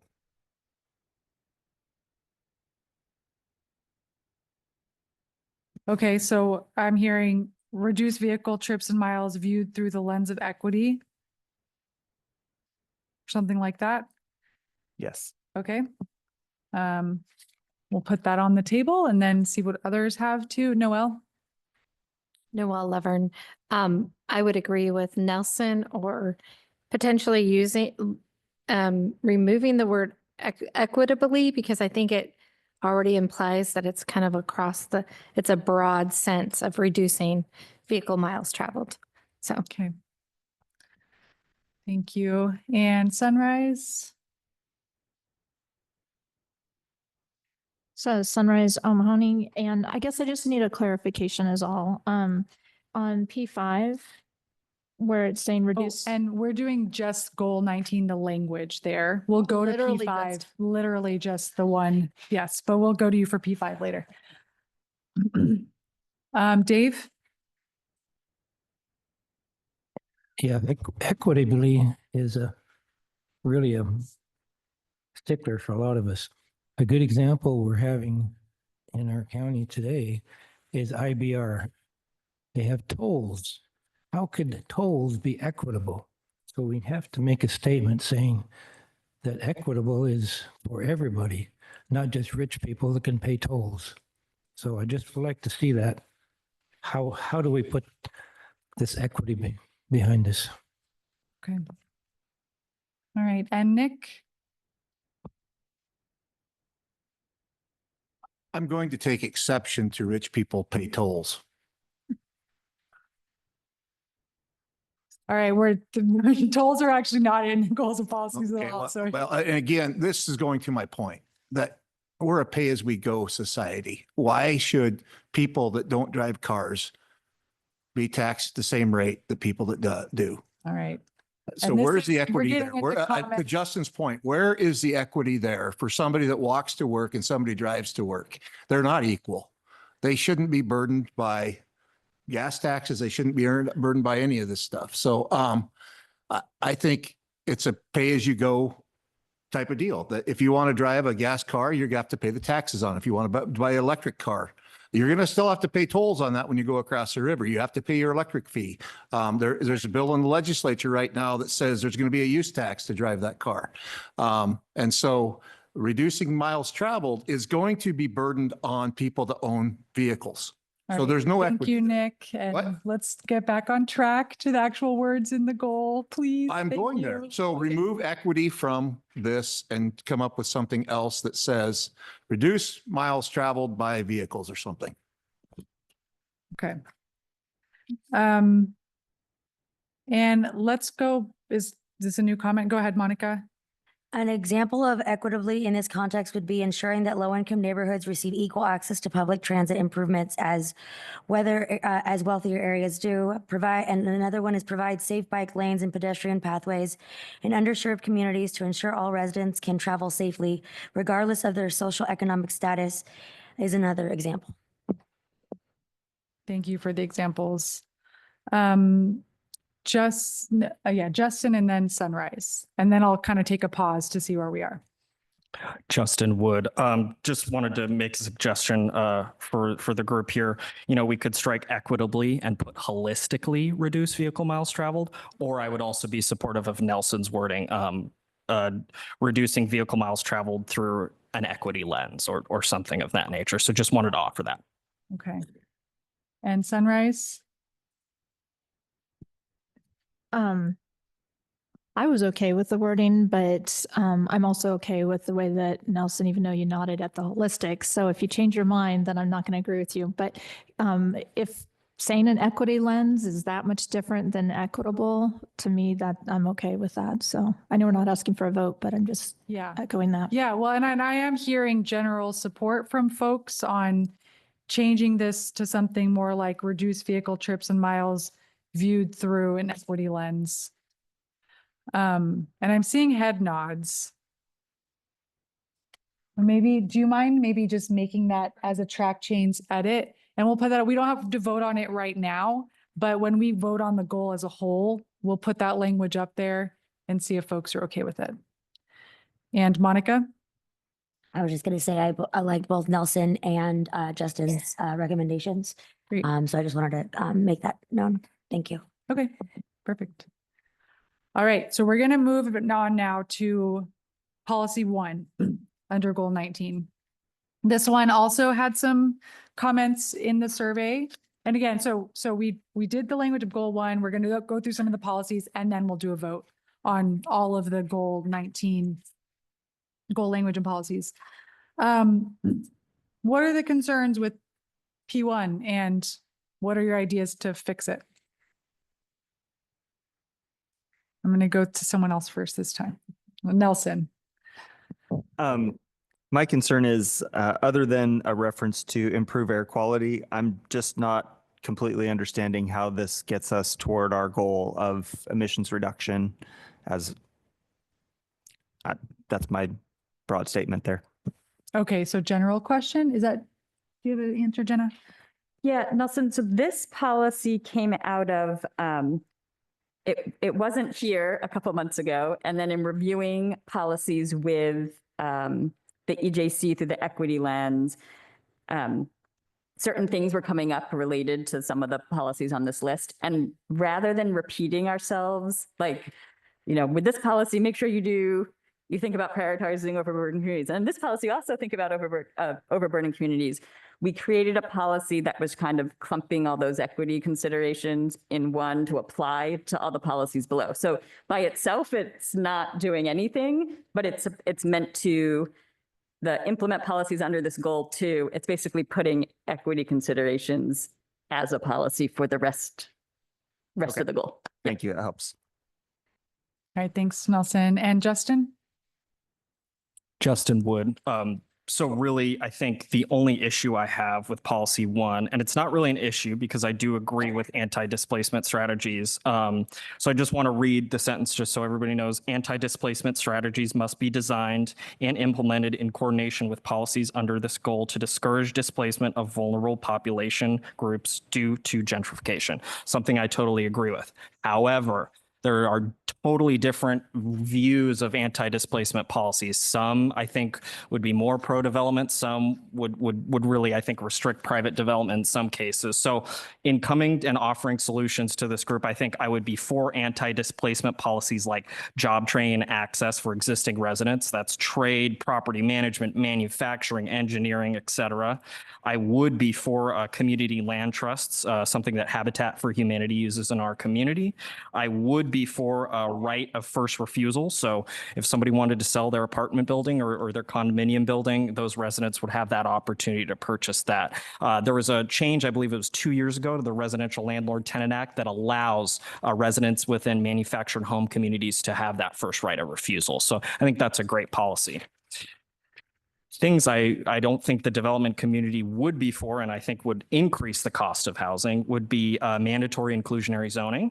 I think the multifamily tax exemption is a much better way to do that. Local hire mandates or project labor agreements. So in conclusion here, I think we can work the language to support anti-displacement policies, but also not increase the cost of housing for folks. So just some language I kind of came up with here.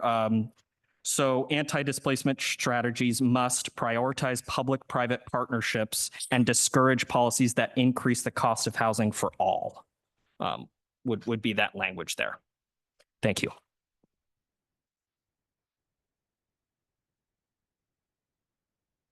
Could you repeat? Sorry, Justin, could you repeat the suggested language one more time? I didn't catch the second half. So I'll just read the sentence. Anti-displacement strategies must prioritize public-private partnerships and discourage policies that increase the cost of housing for all.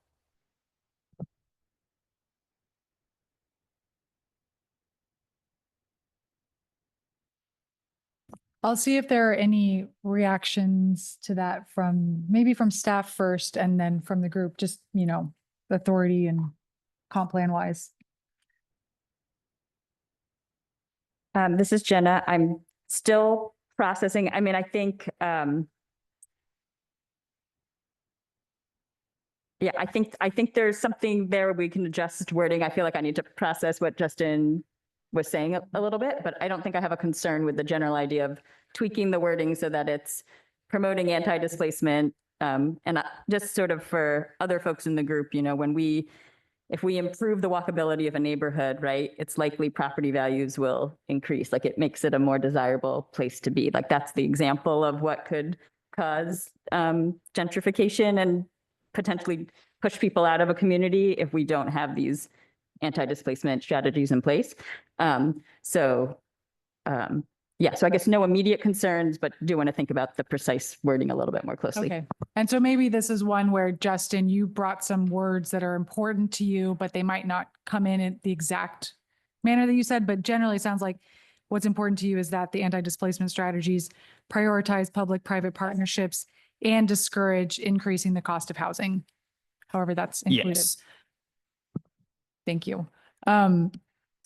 Concerns, reflections on that from the group? Yeah, Monica, oh, Sunrise, you were first. I apologize. Okay, just to make sure, if I have comments on what Justin said, his thoughts, that's the time is now, right? Yeah. Okay, sorry, just making sure. I do disagree. So to me, the point of this is to really look at the overburdened communities. And if you start using language like must, where did he say it? Must include increasing the price of housing for all. That, I mean, talk about vague of just like, we're not talking about everybody here. We're talking about the overburdened community and that specifically. And to me, this housing for all eliminates that. What is increased price for housing for me versus, I don't know, anyone here versus somebody who's not here, it could be all different. So I wouldn't support that. I would support keeping it the way that it's worded. Okay, thank you. And Monica? I was just going to ask a question on the must prioritize public-private.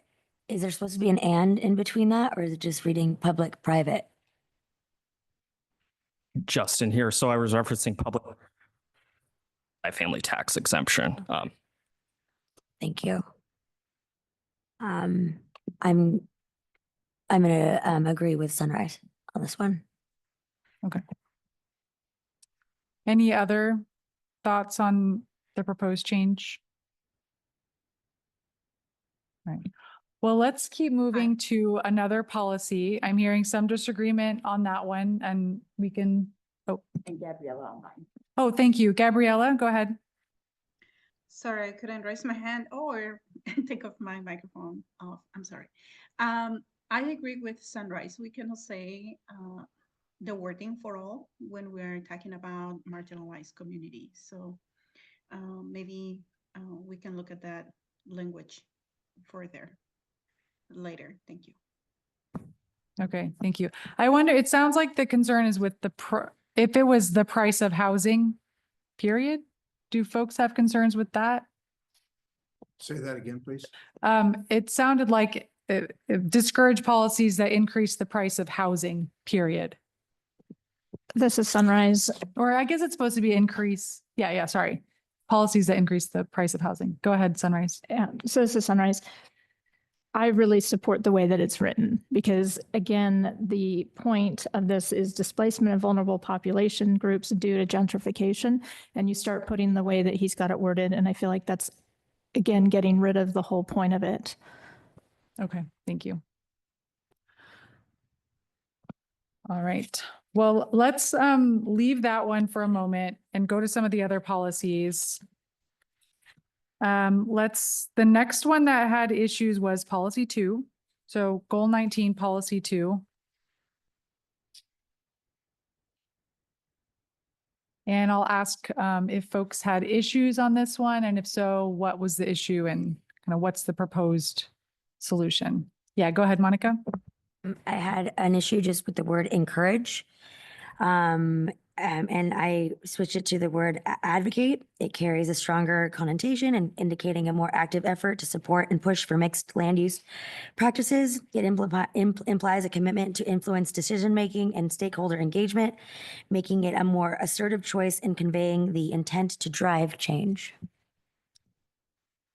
Okay, so you're wanting it to say more like advocate for mixed land use.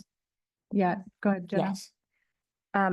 I think one thing I want to point out here, Monica, is the way the word encourage is used in this sentence. So the way the county encourages mixed land use is we zone land to allow for mixed land use. And so the word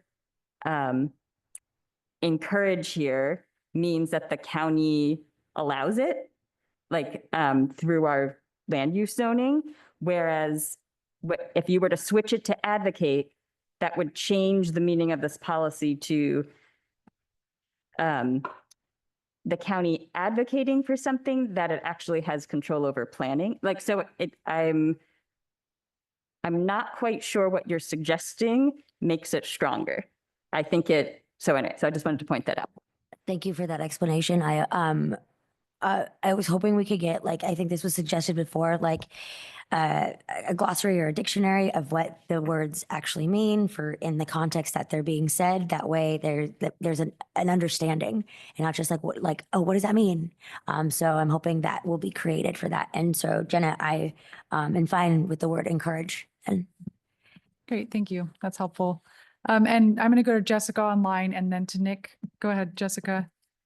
Mine I think is just a question. In policy 2, it says encourage mixed land use in the unincorporated Vancouver urban growth area. Should that be Clark County urban growth area versus Vancouver, or is Vancouver the proper term for that?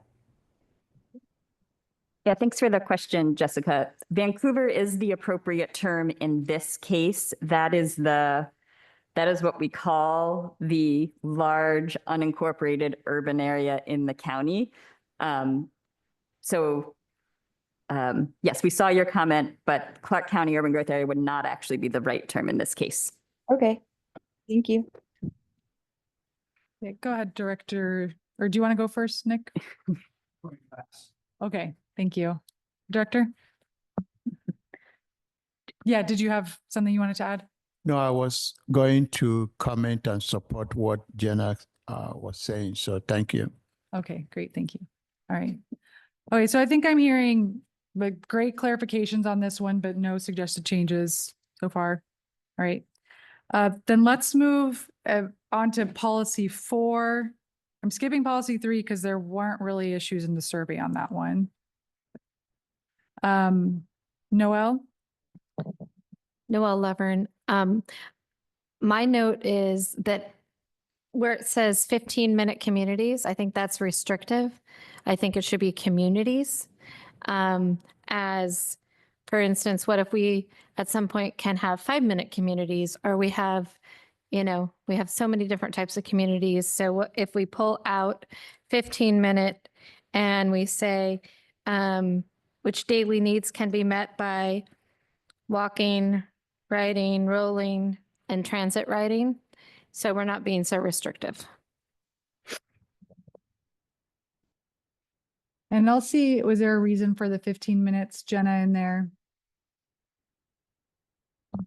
If I remember correctly, it was previously, we started with 30 minutes several months ago, and then the EJC had suggested, making it a smaller distance time. So I think it's a metric, right, to encourage putting things near each other. So I think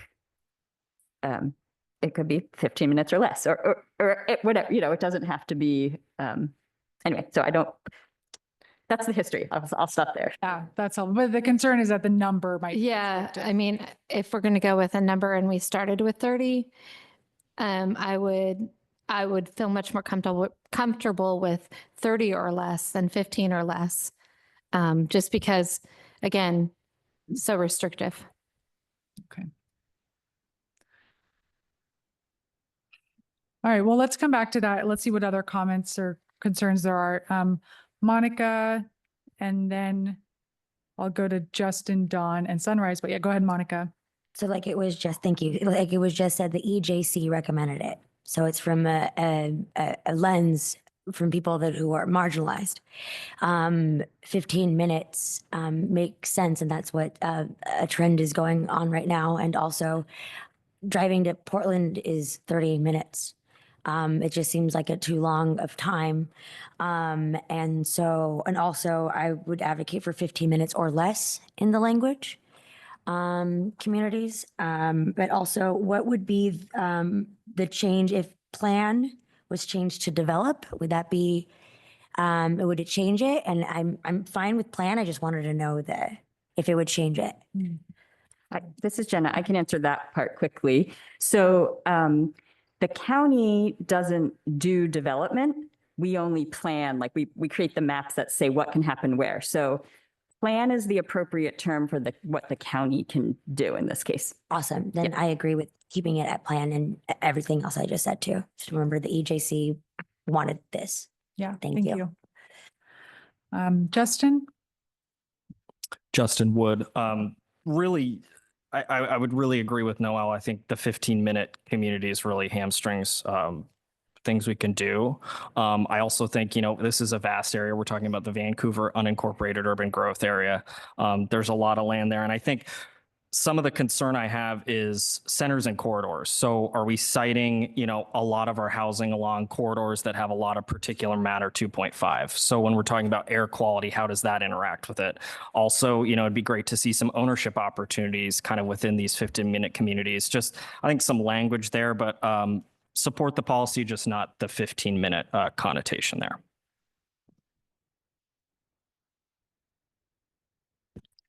All right, thank you, Justin. And Dawn, and then Sunrise. This is Don Stanky. I believe that 15 minutes would include 5 minutes, so it would not exclude 5 minutes, but it might if we were thinking of a 30-minute community, it might encourage us to try better, try harder. That's all. Thank you. Okay, thank you. Yeah, go ahead, Jenna. This is Jenna again. I just, in case this is helpful for this conversation, have informally done a little bit of testing in the Vancouver urban growth area to see how far, wherever you live is from our commercial areas, because we have quite a lot of commercial land in the unincorporated Vancouver UGA. And roughly anybody in the urban growth area is within, I think everyone's within 20 right now of a commercial space. And I would, from my perspective, when I see a policy like this, in the county, I think it's less about like adding more commercial places. It's more about, well, I could ride my bike in 20 minutes to a restaurant. I wouldn't feel safe doing it. It's more about improving the connections in the county. So I don't know if that's helpful, but I don't think we're that far off in terms of our zoning map on where people live and where commercial land is. So. Okay, so a lot of communities are already 20-minute communities. Is that the gist? They could be if like the buses and the bike routes and stuff were safer and more convenient. Okay. Yeah. Thank you. Sunrise? So this is Sunrise O'Mahony. I do support it in the way that it is written. The reason being is that I'm somebody who walks and rides my bike around and does the e-scooter some of you've seen, and 30 minutes is, for me, would not make it doable. And I think the point of this, it is a trend. It is what EJC was saying, but just because it's a trend doesn't mean it has to happen. It's the reality check of what are we really able to do? And if we're just making it 30 minutes, is that really realistic for a large enough number of people to then encourage that, to make it 30-minute walk anytime you go somewhere in that? The whole point, we've got, unless I'm mistaken, we've got, Hazel Dell and Salmon Creek. We've got a lot of places that do have those centers, and we're trying to, this is the way this is written, it's trying to make more of that. And again, I would not be supporting getting rid of farmland to do this, but there is a lot of already, we can reassess what types of places are there with the focus on encouraging people to not have to drive everywhere they go. And I think that's the point of this. And if you start making it too long, you're not going to be decreasing that amount. Okay, thank you, Sunrise. Jessica and then Nick. Yes, I just also wanted to say that I also support the 15-minute communities. I feel that if we are already at 20 and we should be striving for improving, then 15 minutes or less would be our next goal. All right, thank you for that. And Noelle then? I would just, Noelle Levern, I would just reiterate that this isn't about a time limit. It's about a restriction, that we need flexibility when we're developing. Yeah. Okay, thank you. And Nick? Nick Massey, speaking from the Development Committee, community. It's not about time or distance when we look at a piece of property. It's about the feasibility to build it. If we have something that's 30 minutes out or 25 minutes out, doesn't make much difference if it doesn't make sense to build it. So putting a restriction on something like this, and the developers see that, is that going to mean that they're not going to develop that piece of property that's 3 minutes outside this boundary to make sense for it? So that's just kind of my issue. I would love to see 15-minute communities, but again, the economical of trying to make that happen is going to be very difficult if it's a hard and fast rule. That's helpful, Nick, from the developer's perspective, especially. And I guess maybe I just wanted to clarify, Jenna, if the plan for 15-minute communities means that kind of the intent is that all the communities in the Vancouver urban growth area would become 15-minute communities. I just want to make sure like we're all talking about the same thing. I don't think it says that. I think it says plan, right? It doesn't say plan for everywhere to be a 15-minute community. It says have a plan that has 15-minute communities in it. That's how I read it. Okay. Yeah. Sunrise. Oh, sorry. Thank you, Monica, and then Sunrise. Thank you. So boundaries play a crucial role in human well-being and development, serving as essential frameworks that protect the conditions for life. They are not inherently negative. Rather, they mirror the physiological boundaries necessary for a healthy body. Boundaries can foster creativity and innovation. We can cultivate a balanced society that allows human ingenuity to flourish within sustainable parameters, ultimately leading to a thriving future, is what I want to say about boundaries. We haven't done it yet. We should try at least. And if it doesn't work, then we can figure that out. But if we just keep on saying we can't, then obviously so. Thank you. Sunrise, and then Noel, and then we'll probably need to move on to another one. So we'll see where we, Sunrise. Okay, I'll just try to make it quick. You kind of answered my question but I just want to reiterate, to me, it says it's planning for this. It's not saying all must be this way, or, again, it's just saying that in that development, that is something that is being planned for some of them. So just clarifying that, or not clarifying, but saying that. And then y'all be happy I forgot the other thing. So if I remember it. Thank you. Wait, sorry. Are you Sunrise? Are you suggesting that be included here specifically? No, No, I think that the way it's worded to me doesn't say that it's mandating that all develop. Oh, I remember what I was going to say. You will wish I had remembered. You said from the development perspective, and to me, this is a climate action group. And so I think that we're really looking at climate action, and that should be our priority. Okay, thank you. And Noel. I have a couple of comments. First off, what we're doing here is about community. And without development, we don't have a community. Without home builders, we don't have a community. So the other piece is, I loved what Jenna said. She said, what this means is that we have a plan that includes. And if we could have, so often we have policies that down the road get interpreted or misinterpreted, and then we have problems. I loved what you said. And if we can work that language, have a plan that includes, 15-minute communities, I think that would be a little bit more comfortable. So Noel, could we just add on their plan for including 15-minute communities? Is that what you're? So plan, I'm just trying to see if this would plan for including 15-minute communities, blah, blah, blah, blah, blah. Okay, I would be fine with that. Yes, that would work. That's helpful. I'm seeing some head nods for that one. Anne? The 15-minute neighborhood concept has been hanging around for a long time, it seems to me. And it really isn't the increment of time that's the important part of the message here. It's getting away from the current concept that sprawl is the best way to build houses and communities. And sprawl tends to equate with everything that we're working against here. So it somehow, we sort of got hung up on the wording, but I heard a couple of good, so appreciate what Noel said in terms of communities and how they are created, because I think we're losing that in the microcosm of the wording here. Whether it's 15 minutes or 20 minutes, it's going to take me 25 minutes to walk the same distance that it's going to be 10 minutes for somebody else. And And Sunrise on her scooter, you know, it's going to be there in 30 seconds. So, you know,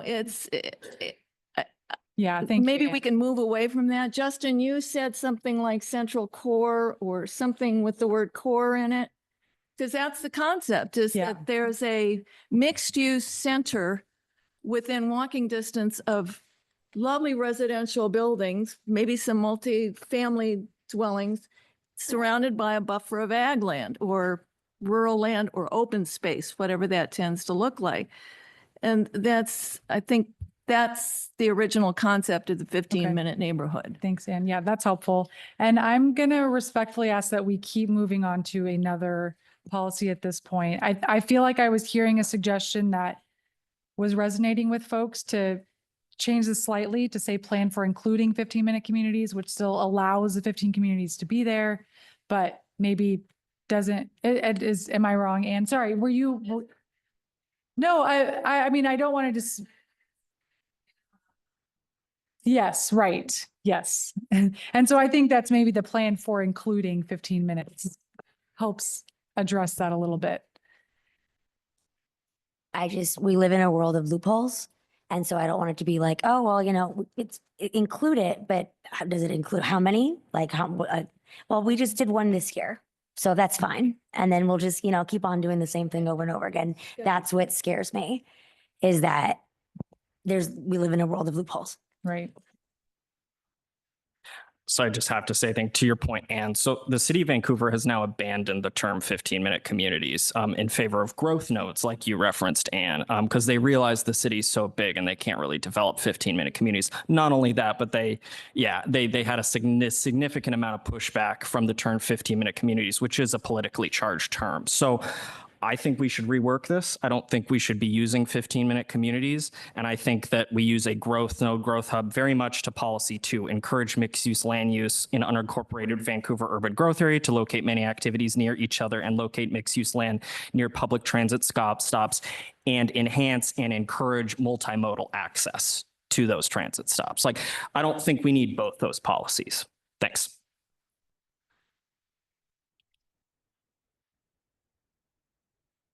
So am I hearing a suggestion that maybe county rework this, take out the 15 minutes, but keep the general concept of having these denser communities?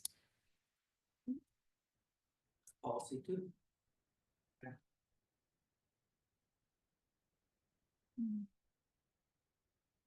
What's that, Monica? Agreement. It's like saying the EJC's comments didn't matter. Okay, so you'd be in favor of keeping the 15 minutes. Yes. All right, well, let's move on from this one. I think we got a lot of comments on it and we can see where we land. Let's move to policy 5. See, there were some comments on this one, so I'll see what are the concerns here and what could be done to address them. Sunrise. This is Sunrise. I think I could just use a little clarification maybe on this one. So reducing, well, I mean, we all can read, but I guess what are we, maybe just a little bit more detail on this about what this means about, I mean, I know some about parking requirements, but it is a little. So like, what is it now? What is the major change with this from what it is now? Or what, like, I don't know, just a little bit more. Yeah. Maybe I'm fine with it. I'm just not fully. Yeah. So this is Jenna. I think most types of development have some sort of parking requirements tied to them. So if someone wants to build something, they need to be consistent with the county standards for parking. So a policy like this, again, this is written very broadly, but it's saying, hey, county, you should look at your parking requirements and consider if there are places where you should reduce the amount of parking required or remove it entirely if that's appropriate. So a policy like this would prompt the county to need to do some work to figure out if or how that makes sense. But it would, if the finding was, yes, we don't need this much parking in certain places, it would end up resulting in like revising county code, right, that has those requirements in it. So that would be the end result of implementing a policy like this. Okay, thank you. That helps. So maybe you can clarify. So the way I understand it, which could be wrong, that in city limits, for example, I know this is different, but I just don't know if it's the same.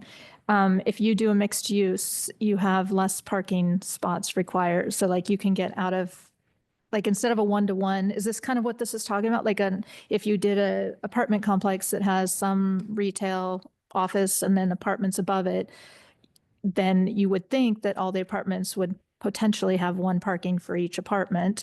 But it used to be, I thought that if you put mixed use or that, then you can reduce that. I don't know if that's the same. Is that kind of, I mean, is that in the county?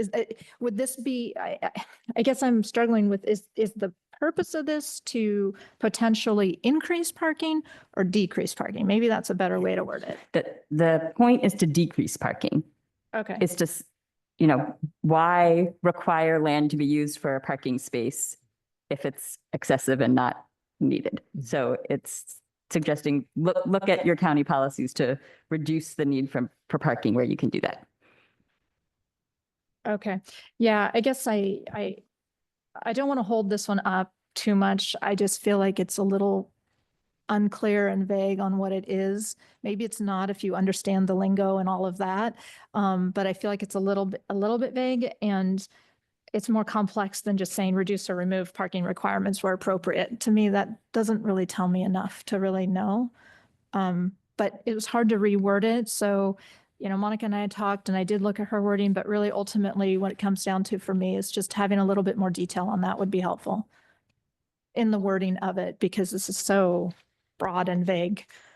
I'm not necessarily, I like the idea of reducing parking at the same time without the infrastructure to have people get places, and not having a 15-minute neighborhood or not having transportation doesn't necessarily make that a good decision. So oddly, I'm not always totally for just decreasing it.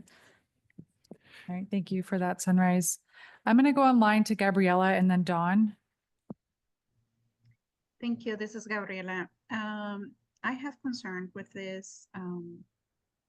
I know that reducing parking is ideal for a more dense land use, but also we need to look at what the county will do with that reduction. I can speak for my own experience right now. I moved into an apartment complex that is actually brand new, and there's not enough parking even for the people that live here. And the neighborhood that I lived in doesn't allow the residents to park on the street, because that's the idea that the county and the city has with reducing parking. It's like all the parking will move to the side streets, and that's the way that we will cope with that that issue. But I think it needs to be a better plan around that, because there's a lot of issues with parking here. Thanks. So Gabriella, is there something that would make this better for you? Like a different word or some other concept to put in here? If you're going to use the reduce and remove parking requirements, it needs to have something about engaging the neighborhoods to support that reduction. Because when we have neighbors that don't support that and they start putting their no parking signs on areas where there is no driveways, and then nobody can park on the street just because they don't want you parking there, that doesn't support that reduction or removing of like the policy, for the county. There has to be some kind of community engagement. Thank you. Okay, thank you. And Dawn? Yes, I get a number of professional trade journals for planners. And the gist of this is that by changing the parking, reducing the parking requirement, allows the developer to decide what he needs rather than some arbitrary law. In addition, the whole goal is to make housing affordable. And if you have more, require them to have more space for parking, that frequently will make a proposed project not pencil out, and it hurts affordable housing. Thank you. Thank you. I Don. wholeheartedly agree with what Don Stanky just said. Thank you, thank you, Nick. And Monica? Yeah, I have a comment on P5, but also I just wanted to say before on the city has abandoned the 15-minute cities. I was just at a growth management workshop where that was not abandoned at all. And I know I've talked to people that are on the council that they didn't abandon it. So I just wanted to say that in there. So the way I understood it and the way I put my comment is reduce or eliminate parking requirements in strategic areas and repurpose excess parking lots into vibrant public spaces, such as parks and plazas, while facilitating the construction of, multifamily housing or underutilized land, including vacant lots and large retail parking areas, while providing enough parking for the residents. And so I guess I just read it differently, but that's what I suggested, so. Maybe I'll see, Jenna, at your writing, so I'll give you a second. Any reflections? Because that was sort of a more specific addition that Monica suggested, and Gabriella had a suggestion about engaging neighborhoods to see if they support reduction in parking. Any thoughts on those?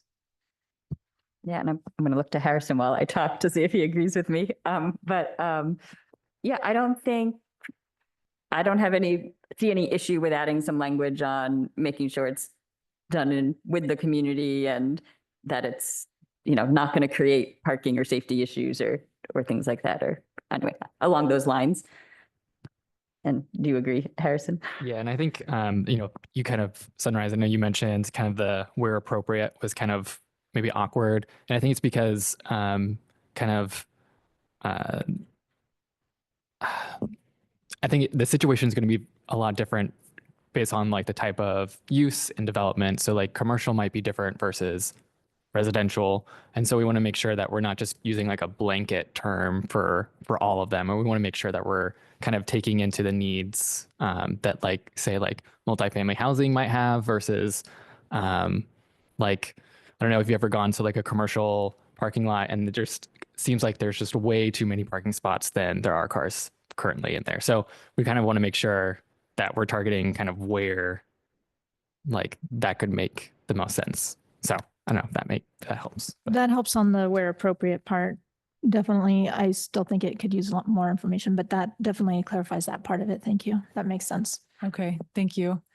So I think what I'm hearing is, and I'm just going to look for head nods, not a vote here, is just expanding this one a little bit to kind of expand on a little bit more on like what the where appropriate means, and to show that the county would engage with communities to make sure that the parking proposed is not a huge barrier, doesn't have issues, something along those lines. Like, but folks, does that sound reasonable? Okay. We're not voting, but I'm seeing head nods. So we'll note that down for now and then move on to the next policy. And thank you for the yes online, Gabriella. Okay, the next policy was policy 10. So goal 19, policy 10. And I'll just look to folks to see what issues you have and suggestions to fix that. So Justin? So this isn't on policy then, but in response to Monica's comment, they did abandon that term. I was at the same workshop as well. So I will send that information to you, and I will also send it to the project team just so we have that on the record. Wanted to just point out before we get to 10, policy 9, do have concerns about the complete streets that the city of Vancouver is going through. And if we're improving existing county roads, is that reducing vehicle miles traveled? It is. And are we doing that by closing vehicle travel lanes? Just kind of a question. I'm supportive of the policy as written, but again, just kind of keeping it, giving some more information, some more context. Thanks. All right, so I'm not hearing any changes for that. You just wanted to bring in some more information, Justin? Yeah. Okay, thank you. I appreciate that. No. All right, then let's move to policy 10. Any issues here?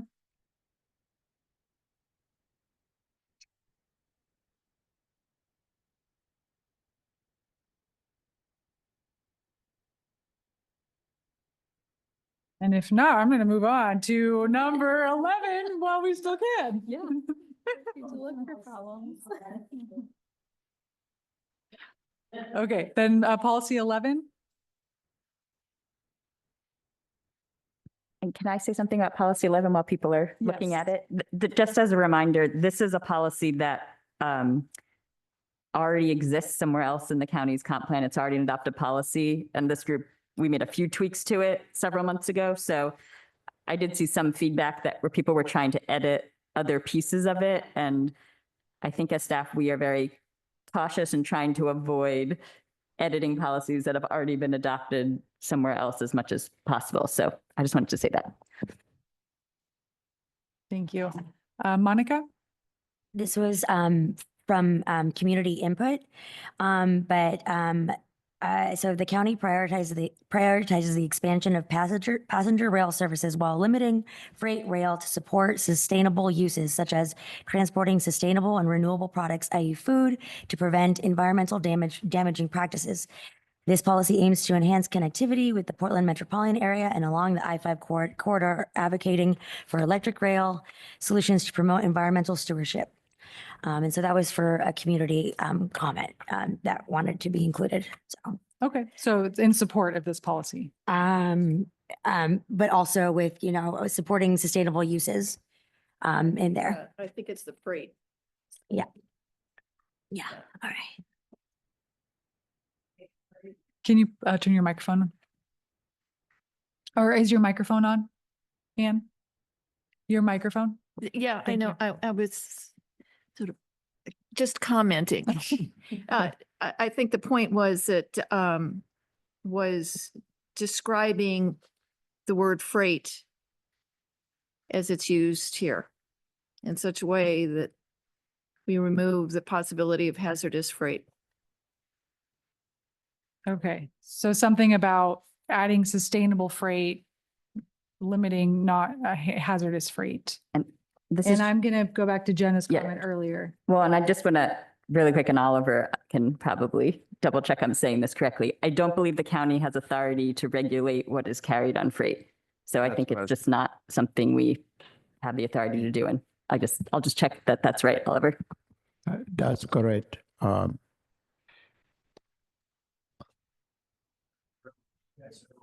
Yeah.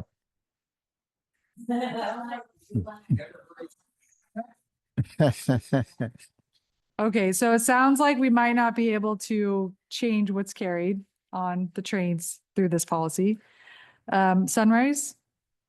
I was trying to remember, Dave, were you the one that added the freight when we were talking? Okay, so I just want to make sure I was on the right conversation with this of what I was thinking. Because I'm fine with passenger rail, but I wanted to clarify, I think we added it because you were wanting, correct me if I'm remembering this wrong, but you were wanting to use the freight lines, the tracks for passenger, instead of building new tracks, you wanted to use those existing. So it wasn't necessarily that you were talking about improving freight and the actual freight, it was more the tracks. Is that right? Yes, this is Dave Rowe. We have existing rail tracks now, and so we should use it for passengers and freight. And you can't really restrict freight. Right. But if it's hazardous waste, you might have, say, going through the county. Yeah. So, okay, thank you for that. So knowing that we, of course, can't say what is going to be in the freight, whether we agree with it or not, some of the community feedback that I know Anne and Monica and I both have heard, I believe, is really the concern about freight and not making the connection here between the tracks. And really, I think maybe, I don't know, but maybe just clarifying on here, it's not improved freight, it's utilizing freight tracks for improved passenger rail transportation. Something like that would then, because no, people are laughing here. But anyways, the concern is a lot of it has to do with like the, Chalachi and different things that are happening around freight. And so just, again, I think these are two different things. And I fail to see how improving freight by itself is a climate. This is freight and passenger. I know. And I'm saying it's and. which means it's freight and passenger rail. And so, oops, so that's where again, I just thought the intention was something different when I agreed to it before. But it's Okay. when we got public feedback that was asking more questions about freight. Yeah. Let me take a couple more comments and then I'll check in on this. Nelson? Yeah, just Nelson Holmberg, just a point of clarification. That's an existing condition. Passenger rail is already running on the existing rail lines. They're already sharing the freight rail lines.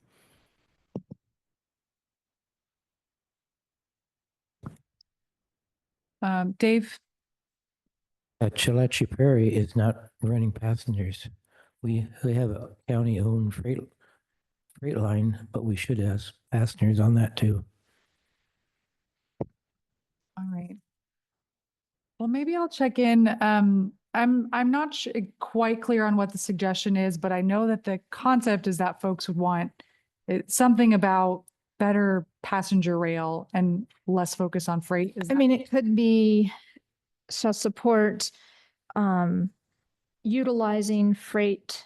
Again, I may have the terminology wrong here, Dave, but utilizing freight tracks for passenger rail transportation, or improving or increasing passenger rail transportation. So it's just getting it out of just freight by itself, but adding the tracks. Okay. And Jen, Possibly. thoughts on that?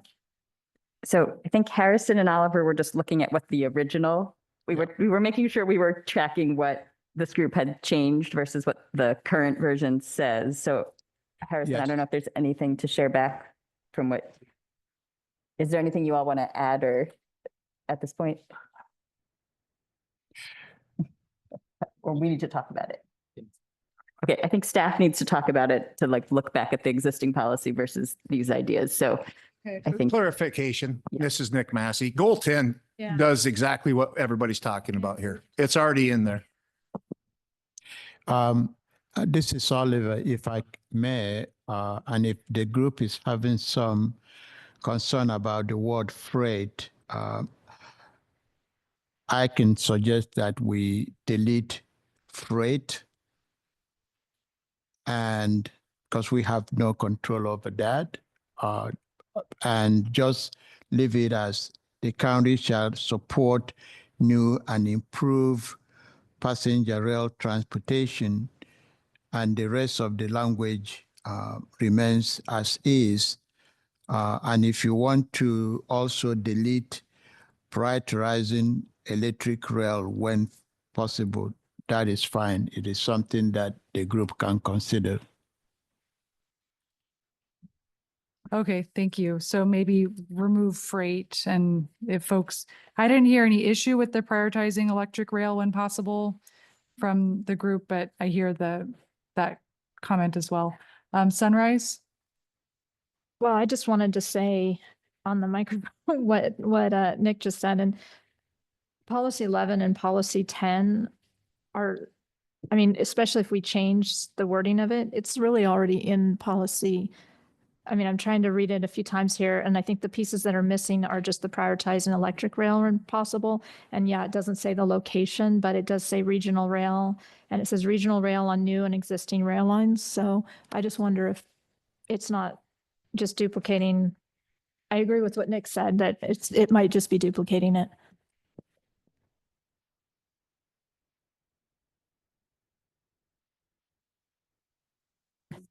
Well, it would just be adding to 10, just adding something, just electric electric rail when possible.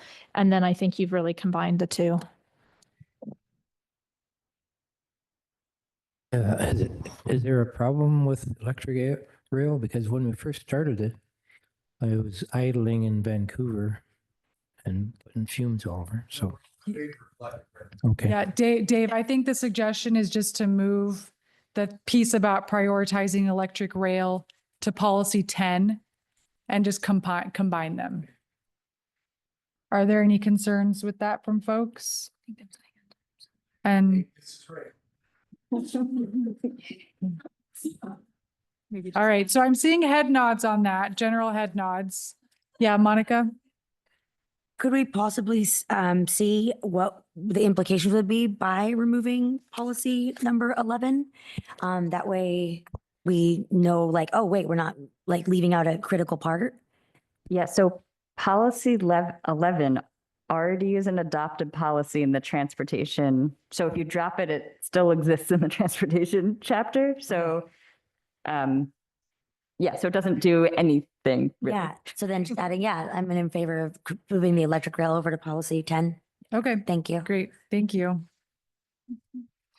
All right, then let's move into 12. See if folks have any concerns with that one, policy 12 under goal 19.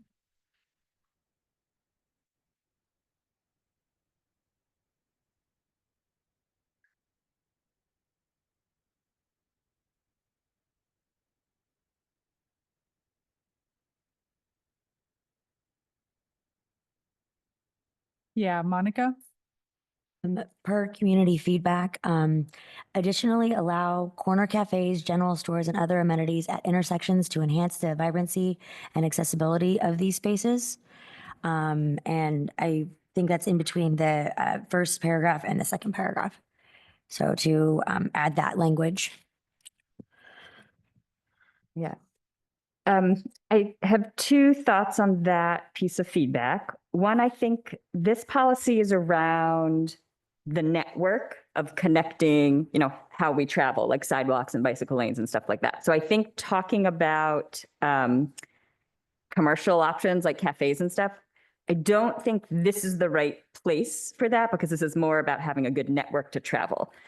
I think the cafe examples, I think that's what was covered in the policies we talked about earlier around put things near each other and like the 15-minute community. So I think it's already encompassed in those other policies. And I guess the one other thing I'll just say is the county does have a neighborhood commercial zone that is intended for those types of uses at sort of key intersections. So we already do have something in place around that. Right. Yeah, I just want to make sure that I'm lifting the voices of the people that wanted certain things said. And so I thank you for that, though. Thank you. All right, thank you. Anything else on policy 12? Okay, then let's go to policy 14. That was the next one that had some comments in the survey.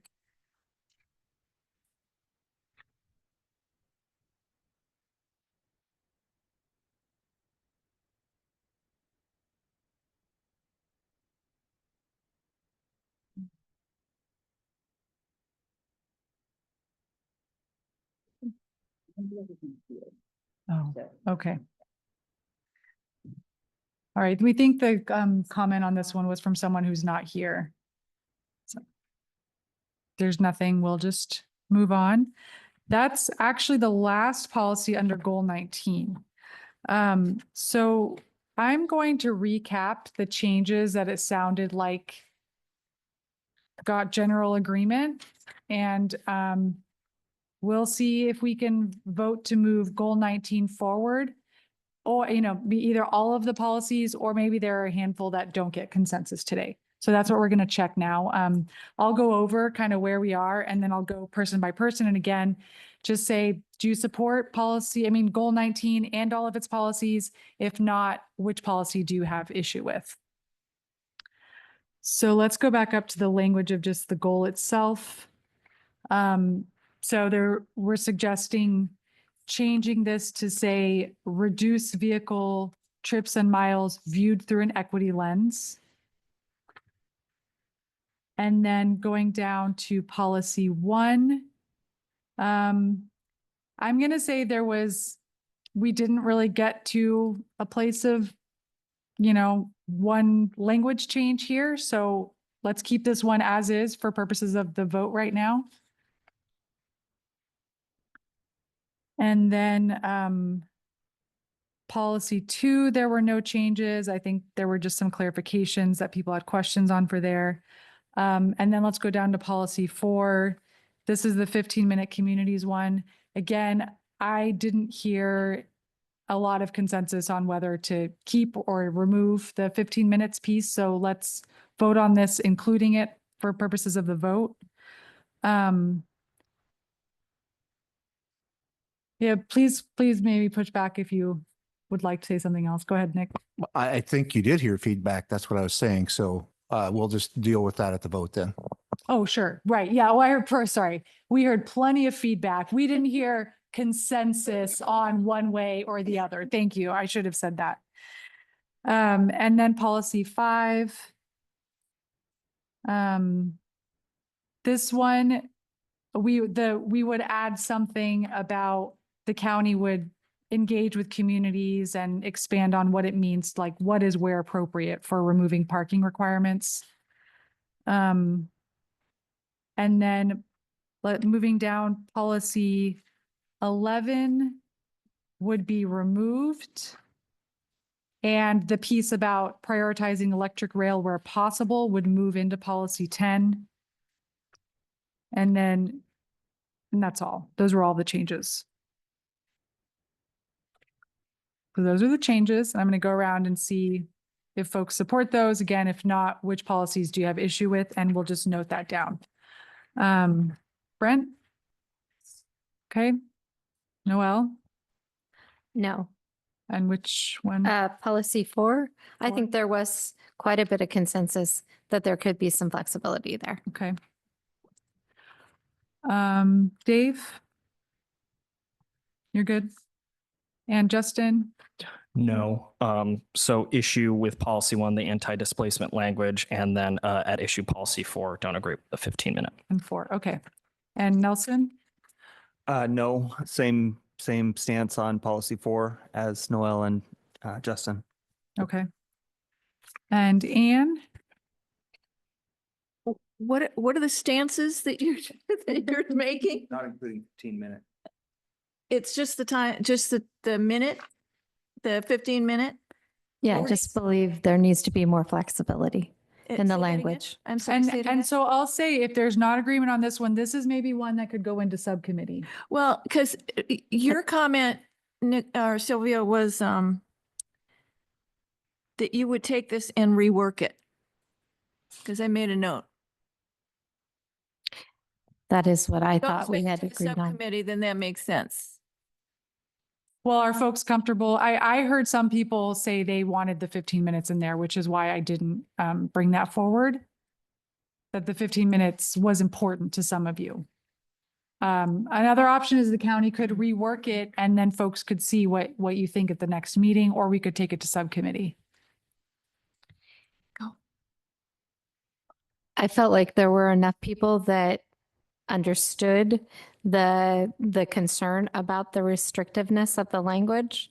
It seemed like in the conversation, we were to that point. So I'm a little confused and even in the draft language that is on the screen right now, there's a highlighted word including. I thought that's kind of where we were headed. And if that's in fact the case, I'm in agreement with it. With the including, okay. Then I'll see, well, let's do, okay. Maybe those who have already voted, does the including language sound okay to you? Yeah. Anne is like, Not what's for going on me. for you, Anne? What's that? Not for me. Not for you. Okay, I really do think this is one that needs to be worked on offline. Or I will agree. need to. So let's keep That I agree going with with. just keeping P4 as is for purposes of the vote. So Anne, what's your?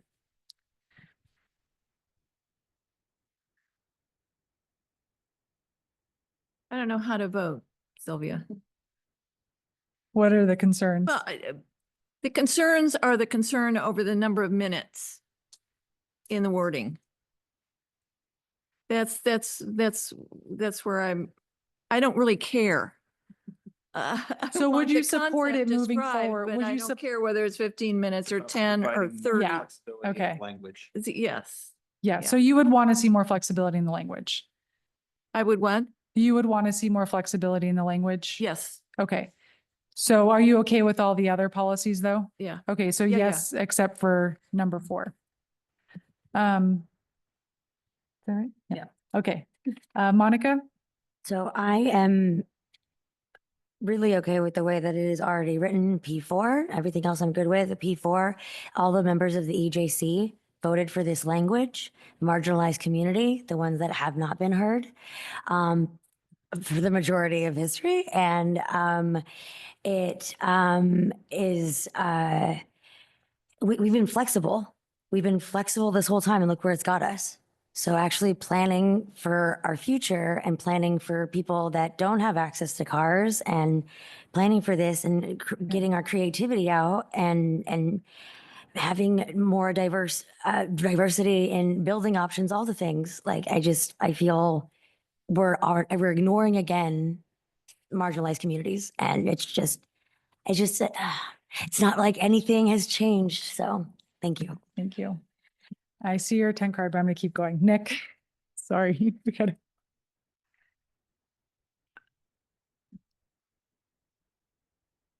I'm going to try to be politically correct here. And Monica, I think your voice has been heard here a lot. And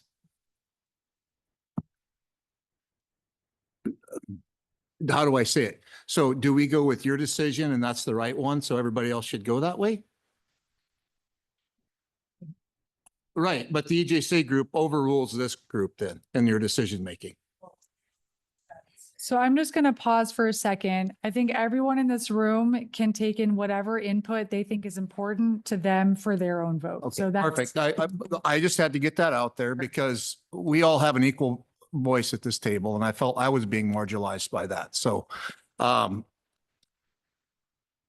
and so in this also, I am voting no for the same, if we put in that one for including, I would be agreeable to it, but on part of 5, I think we need to leave it alone for reduce or remove parking requirements. Again, like Don said on this, that this is a planning deal and it will increase affordable housing in Clark County if we do there. And we need that very much in this county. okay. So, and sorry to clarify, I hear the concern with number 4, but policy 5, you do not support it then? Or you do support it? I support it remaining it as it is. No changes to it. Okay, you have concern with having engagement around the community with. Too many cooks spoil the broth. I mean, it's, if you put this out like you're talking about, and we have to go to 15 different people to figure out how many parking spots are going to go in there, it's going to create havoc in the planning process of this. So it needs to be a hard and fast. It needs to be at the planning level of what that's going to look like with, and this is what we're kind of doing here. Okay. And Sunrise. Oh, boy. There is a lot to say in response to Nick, what he just said to Monica, and I just wanted on record that I think that was incredibly offensive, but I'm not going to go into why I think that's offensive at this point. I'm just a little bit stunned by it. But anyways, I will vote. I am voting maybe a no. I just want to clarify. I do support 4 the way it is. On P5, I just want to make sure, because it's kind of their question about the other ones. You say decision, show where engagement would happen and expand on what appropriate means. I'm actually okay once you kind of explained what appropriate is, but it's hard to vote on this when we don't know what it's going to say. Okay. So I'm okay. I think in general, I probably will be okay with it, but I would vote to expand this just a little bit. I don't mean to maybe make it more restrictive, but to just expand it a little. And if that's what you're going to do with this, and then it'll come back to us to say yes, then I'm in support of that. Yeah, then, that might be one where the county could take a stab at the language and then bring it back and see if folks are okay with it. Because you're right, it's the exact language isn't there.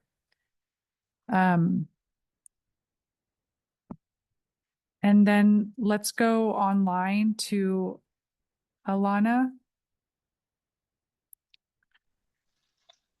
I vote yes to moving forward. Okay, thank you. And Dawn? I'm a yes. Okay, and Janet? I'm a yes. I do think that it might warrant kicking to the subgroup or the county to come up with something that both the EJC and this group can move forward with. So I don't have a suggestion, but I feel like there might be some common ground. Okay, thank you. And Gabriella? Um, I'll vote yes, and I agree with Monica as part of the environmental justice group. That's Okay. what we as marginalized communities identify as 15-minute communities. So yeah, that's all I have to say. Thank you. Thank you. And Jessica, I vote yes. thank you. And Janet. Oh, I'm sorry. Terry. I vote yes as well. I do encourage county rework on P4. All right, thank you. Did I miss anyone online? Okay. All right, so I think where we landed, oh, sorry, Nelson, go ahead. So I just wanted to say on P4, Monica, I hear what you're saying about the EJC, and I don't think that advocating for putting in the word including, I don't think that takes away or diminishes what the EJC's wishes were. And I also don't believe that there's any advocacy for eliminating what the EJC suggested in this case. So I think the word including is a fair compromise to everyone. And so I appreciate your comments, and I hear what you were saying. I just wanted to mention that there is a compromise on the table. Yep. Thank you. All right, so I think where we landed is coming back on P4, seeing if in subcommittee or offline that could be addressed. And I also did not hear unanimous support on policies 1 or 5. So those could either go to subcommittee or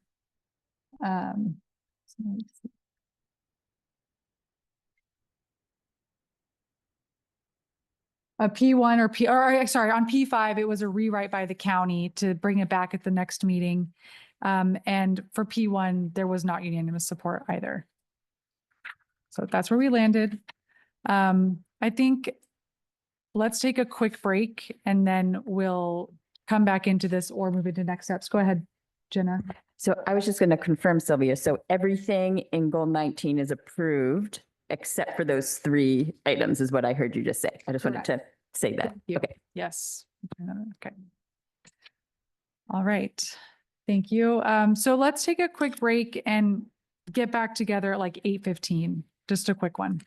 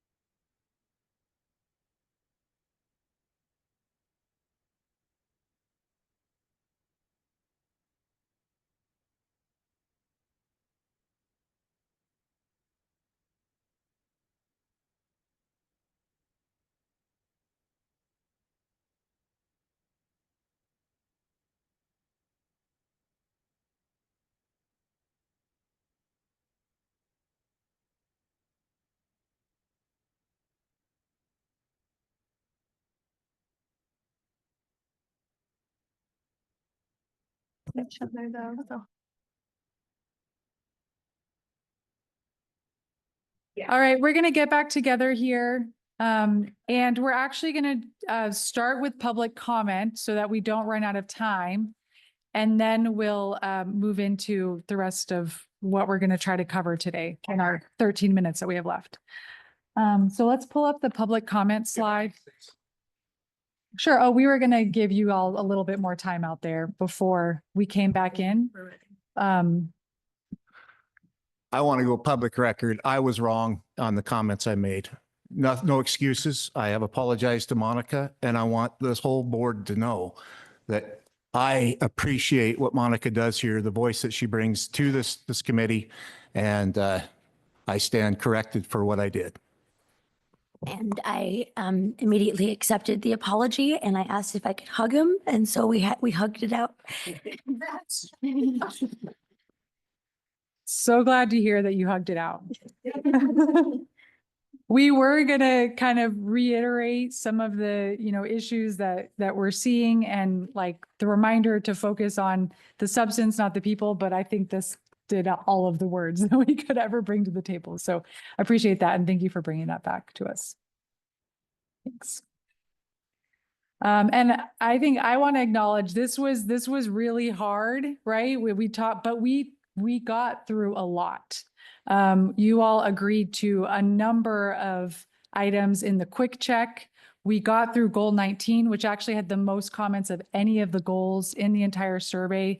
So while maybe, I don't know, we're a little bit like, oh, how are we going to get through everything in the next meeting? We actually did to get through quite a bit today, and had some really tough conversations, and really appreciate Nick and Monica and Sunrise, everything that you've brought to the table today, both through your comments and how you're working together now. And so hopefully we can get through more of this at the next meeting. We'll talk about a little bit more about next steps in just a minute, but let's go to public comment. So if you are wanting to make a public comment and you're online, please go ahead and raise your hand. And if you're in the room, go ahead and go to the microphone if you'd like to make a comment. We can go to the person in the room first, and we're gonna, let me see if there's anyone online. I don't see anyone online. So let's do 3 minutes. for Okay, I just public like a comment. timer if there was. 2 minutes for public Okay, 2 minutes. Do I go yet? just a second.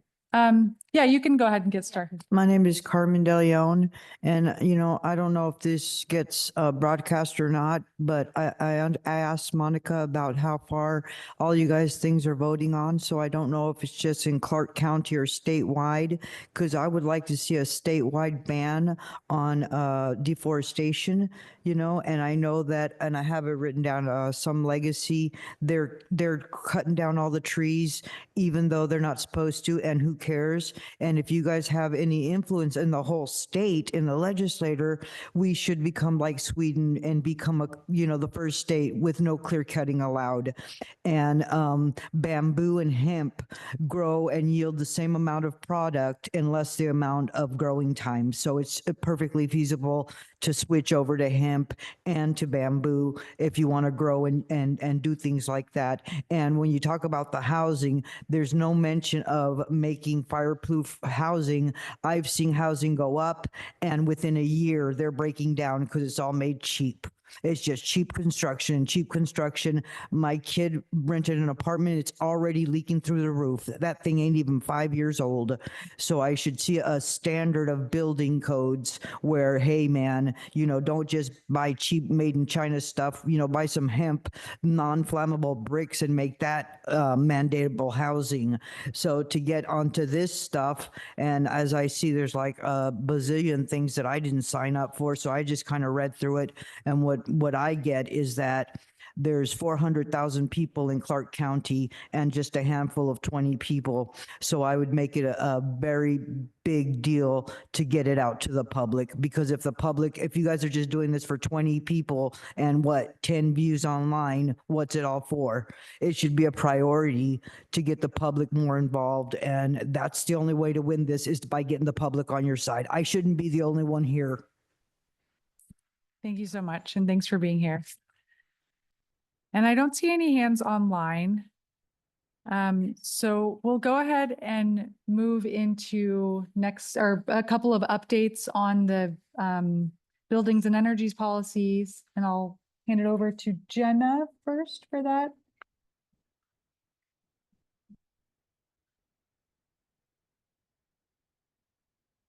All right. You all hear me okay? Okay. I'm just going to give a quick update. So as a reminder, there was a building and energy subcommittee that involved Monica, Noel, Nelson, and Don. So those 4 folks and county staff, we met twice since the last meeting and did a little bit of emailing as well. And so I want to just do a really quick update on some of the things that came out of that work. If we can go to the next slide. So just as a reminder why we created the subcommittee, so House Bill 1181, which is the climate legislation that we're working on as part of this group, has a requirement that we need to have policies that result in reductions in overall greenhouse gas emissions consistent with the state's guidance, which says the county needs to get to net zero greenhouse gas emissions by 2050. And these actions need to be supported by scientifically credible projections and scenarios that show that we have policies that can get us there. There's some, there's also resilience and other requirements, but those are not so much an issue with this Initiative 2066. Initiative 2066, as a reminder, so this was an initiative that got approved by voters in the November election. And one of the key things that came out of that initiative that impacts us on this project is that there's a statement in that legislation that says, a county shall not in any way prohibit, penalize, or discourage the use of gas for any form of heating or for uses related to any appliance or equipment in any building. So our challenge as a subcommittee was we asked the subcommittee to help staff review the building and energy policies so that they are still helping us meet our HB 1181 requirements, but also are consistent with this new access to natural gas initiative as well. So that was the challenge. If we can go to the next slide. So just, I'm going to do this really fast because we're running out of time. But some of the key things through our revisions that came out of that work was we reframed several things. So for instance, we had a goal that said something around getting to 100% clean renewable energy, and we've reworked it. So it's written more around creating more clean renewable energy options to help the county get to net zero. We added several education-related policies that the group wanted to see. We revised some policies so they don't specify exact fuel sources. So we had some that were specific to being electric. And so we have removed that type of language. In terms of definitions of things like renewable energy and clean renewable energy, we are referencing state statute so that we are, because there's like a very narrow pathway legally, we think within these 2 laws, we are trying to use as much sort of official definitions and language as we can in them. You may recall there were some other building and energy policies that the group wasn't quite in agreement with when we talked about them last time. So the subcommittee did weigh in on those. We've done a little bit of revising. You'll see that in the updated policies too. And then I think in terms of things that got dropped off the list through this work, we had an electrification goal. It has been dropped because we don't think it's possible with Initiative 2066 to have it. We dropped a policy that said something along the lines of significantly reduce dependence on fossil fuels. Again, we don't think that legally, we can say that legally with the I-2066 language. And we had another policy that was trying to get into the weeds of balancing energy choice and greenhouse gas emissions reduction. And it listed a lot of specific energy sources. And we just struggled to rework that one enough. So there are pieces of that now show up elsewhere in the policy, but that policy itself was removed from the list. So we are going to send you all a survey with these revised building and energy policies so you can take your time looking through them. The 2 back documents in your meeting packet, the big sheet, the the 11 by 17 sheet is the side-by-side comparison. And many of you are holding it, but I can fold it up as well. Yes, so Tracy has it. So this big one. So this sheet is what shows what the policies were in January, and then they show what they are now after the subcommittee's work now. And there's some notes on the side. And then behind that, the last page in your packet is the revised building and energy policies. So that is just the clean version of the revised policies as of now. Okay, so those are for your reference as you do your review and provide your feedback in the survey. Okay, I better stop because that was too long. And we'll send out. So sorry about that. We'll send out an email to explain which documents to use when we send out the buildings and energy survey. So you don't have to memorize all of that. Did you have a, great. Did you have a question, Monica? I was wondering if these policies would be available to the public to see, or is it just us until the meeting? They are already posted on your meeting material. They are public. Okay, awesome. Thank you. Thank you. Okay, and Okay, so if we can advance, I think 2 slides. Along with the survey, you will receive, there's one final question that has to do with greenhouse gas emission reduction targets. The House Bill 1181 has a required overall target of reducing net zero emissions by 2050. That's consistent with House Bill 1181. And interim targets are important to create a sense of urgency and give people something to go for and have some transparency. So that's why there are interim targets. And on the next slide, we have included a survey to seek your individual input that can be passed along to council for council to make the final decision. So we want to be clear, CAG is not determining these interim targets, but we will pass your feedback along to council as council determines the interim targets for the county to meet the overall greenhouse gas reduction goals that are required by House Bill 111. So there are a couple options. You'll see that is the final question. So the survey is mainly buildings and energy related policies with one final question related to this, these targets. So just when you see that, don't be surprised. This is what it's referring to. okay, thank you. Jenna? I don't think I have anything. Okay. Yeah, no, I don't think I have anything to slide. add. No. All right, then let's go into next steps. Yeah, Monica? With the ones that are going to be going to the county, is it just like the same kind of survey kind of thing? Like, oh, this many people voted for this goal, a target kind of thing that the county is going to be presented, or they're going to get each of our individual answers, or is it just going to be like the one that got the most votes wins and that's going to be presented?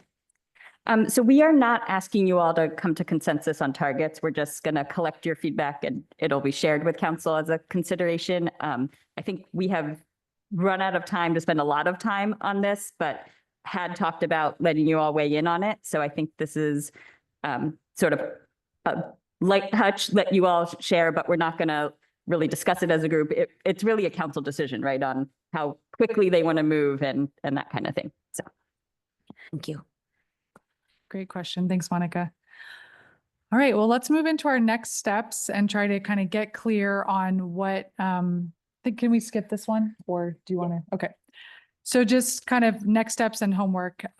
So we talked about having a subcommittee that will talk about kind of some of the goals and policies that need a little bit more work from today and from some of the policies from the survey that were indicated that they would be on that subcommittee.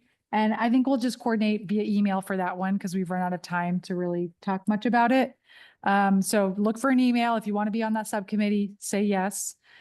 And you'll get the survey pretty soon. That's going to ask for your level of support on those building and energy goals and policies. And it will also ask about the targets that Tracy just described. Maybe we'll throw some more things in the survey. Who knows? You'll just get a survey and weigh in on things. And we'll ask for that to be due by March 13th so that the team can compile all the input in advance of our March meeting. There's also going to be a CAG letter writing subcommittee, again, I think via email, Jenna, to coordinate on that, or do you want to talk about it here? Yeah, and to respect time, I will describe what that is by email. And if you are interested, you can let us know. But I guess I can do the 30-second version of, we want to offer to this group, if they do want to write a letter from the CAG to the Planning Commission and County Council, we want to give you all the opportunity to do that, to sort of highlight whatever it is you want to highlight. So anyway, we'll explain more in email, but would need a subcommittee to draft to then bring it back to the full group. Okay. And at our next meeting, we're just going to go through the rest of the goals and policies and see where we can get some agreement and kind of capture comments for those that we don't have agreement on. And I see a couple of questions. I know we're at 8:33, so if anyone has to jet, please feel free to do so, but I want to make sure we talk to these folks too. Thank you. And I see Dawn, your hand up too. I'll get to you in a second. So Nick, then Ann, and then Dawn. Just a quick check on this net zero goal. This isn't affected by I-2066? So I'm going to double check with our legal counsel, but my understanding on reading HB 1181 is that we are supposed to be getting to net zero. So I think the net zero language works because of the word net in there is sort of how you have some wiggle room. If you can't reduce all your emissions, if you needed to, you'd offset them in some way. But I'm going to double check. So, yeah. Ann? And clarify, Jenna, and goals 5 and goals 6. Subcommittee, you're gonna reach out by email on that? Yes, we will describe what this, yes, we will ask people to volunteer for that subcommittee, but Okay. we will provide a summary of that by email. Okay. Got it. Thank you. And I think in general, in an email, we'll kind of describe where we landed and what we have left, because I know it's a little bit murky right now. We would have loved to have recapped more, but we're kind of running out of time. Dawn and For Go ahead, Don. context, please realize that King County and the city of Seattle, along with other people, have sued to overturn 2066 based on constitutionality. And that hearing will be in late March. And of course, you can't predict the courts. And then after that decision is made, then there'll probably be appeals. So it might be a year before we know what the final disposition is of 2066. Thanks, and thanks, everybody. That's all I have. Thank you, Dawn. Yeah, a lot of uncertainty there. All right. Thank you, everyone, for all of your time today. I appreciate it. Oh, and I'm sorry, Director. I just want to take the opportunity to thank the committee for the hard work that you have been doing and our consultant as well.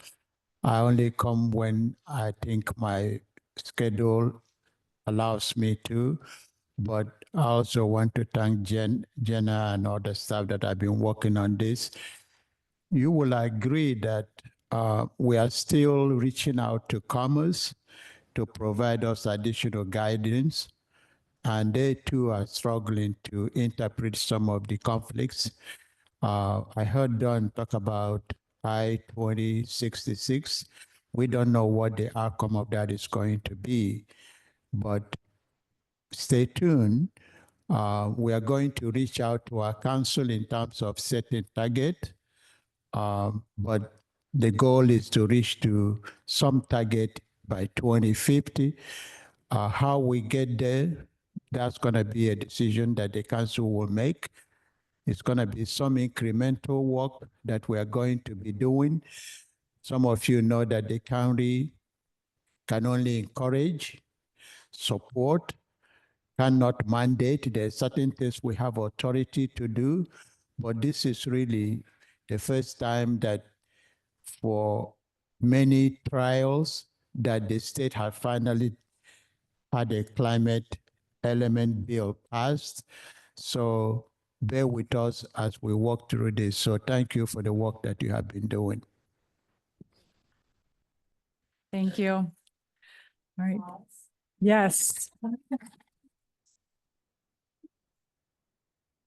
right, great work. Thank you, everyone. Have a good night and see you in March. Could I make one comment? Oh, You know what? I'm a rail nut. In Olympia, there's two bills, House Bill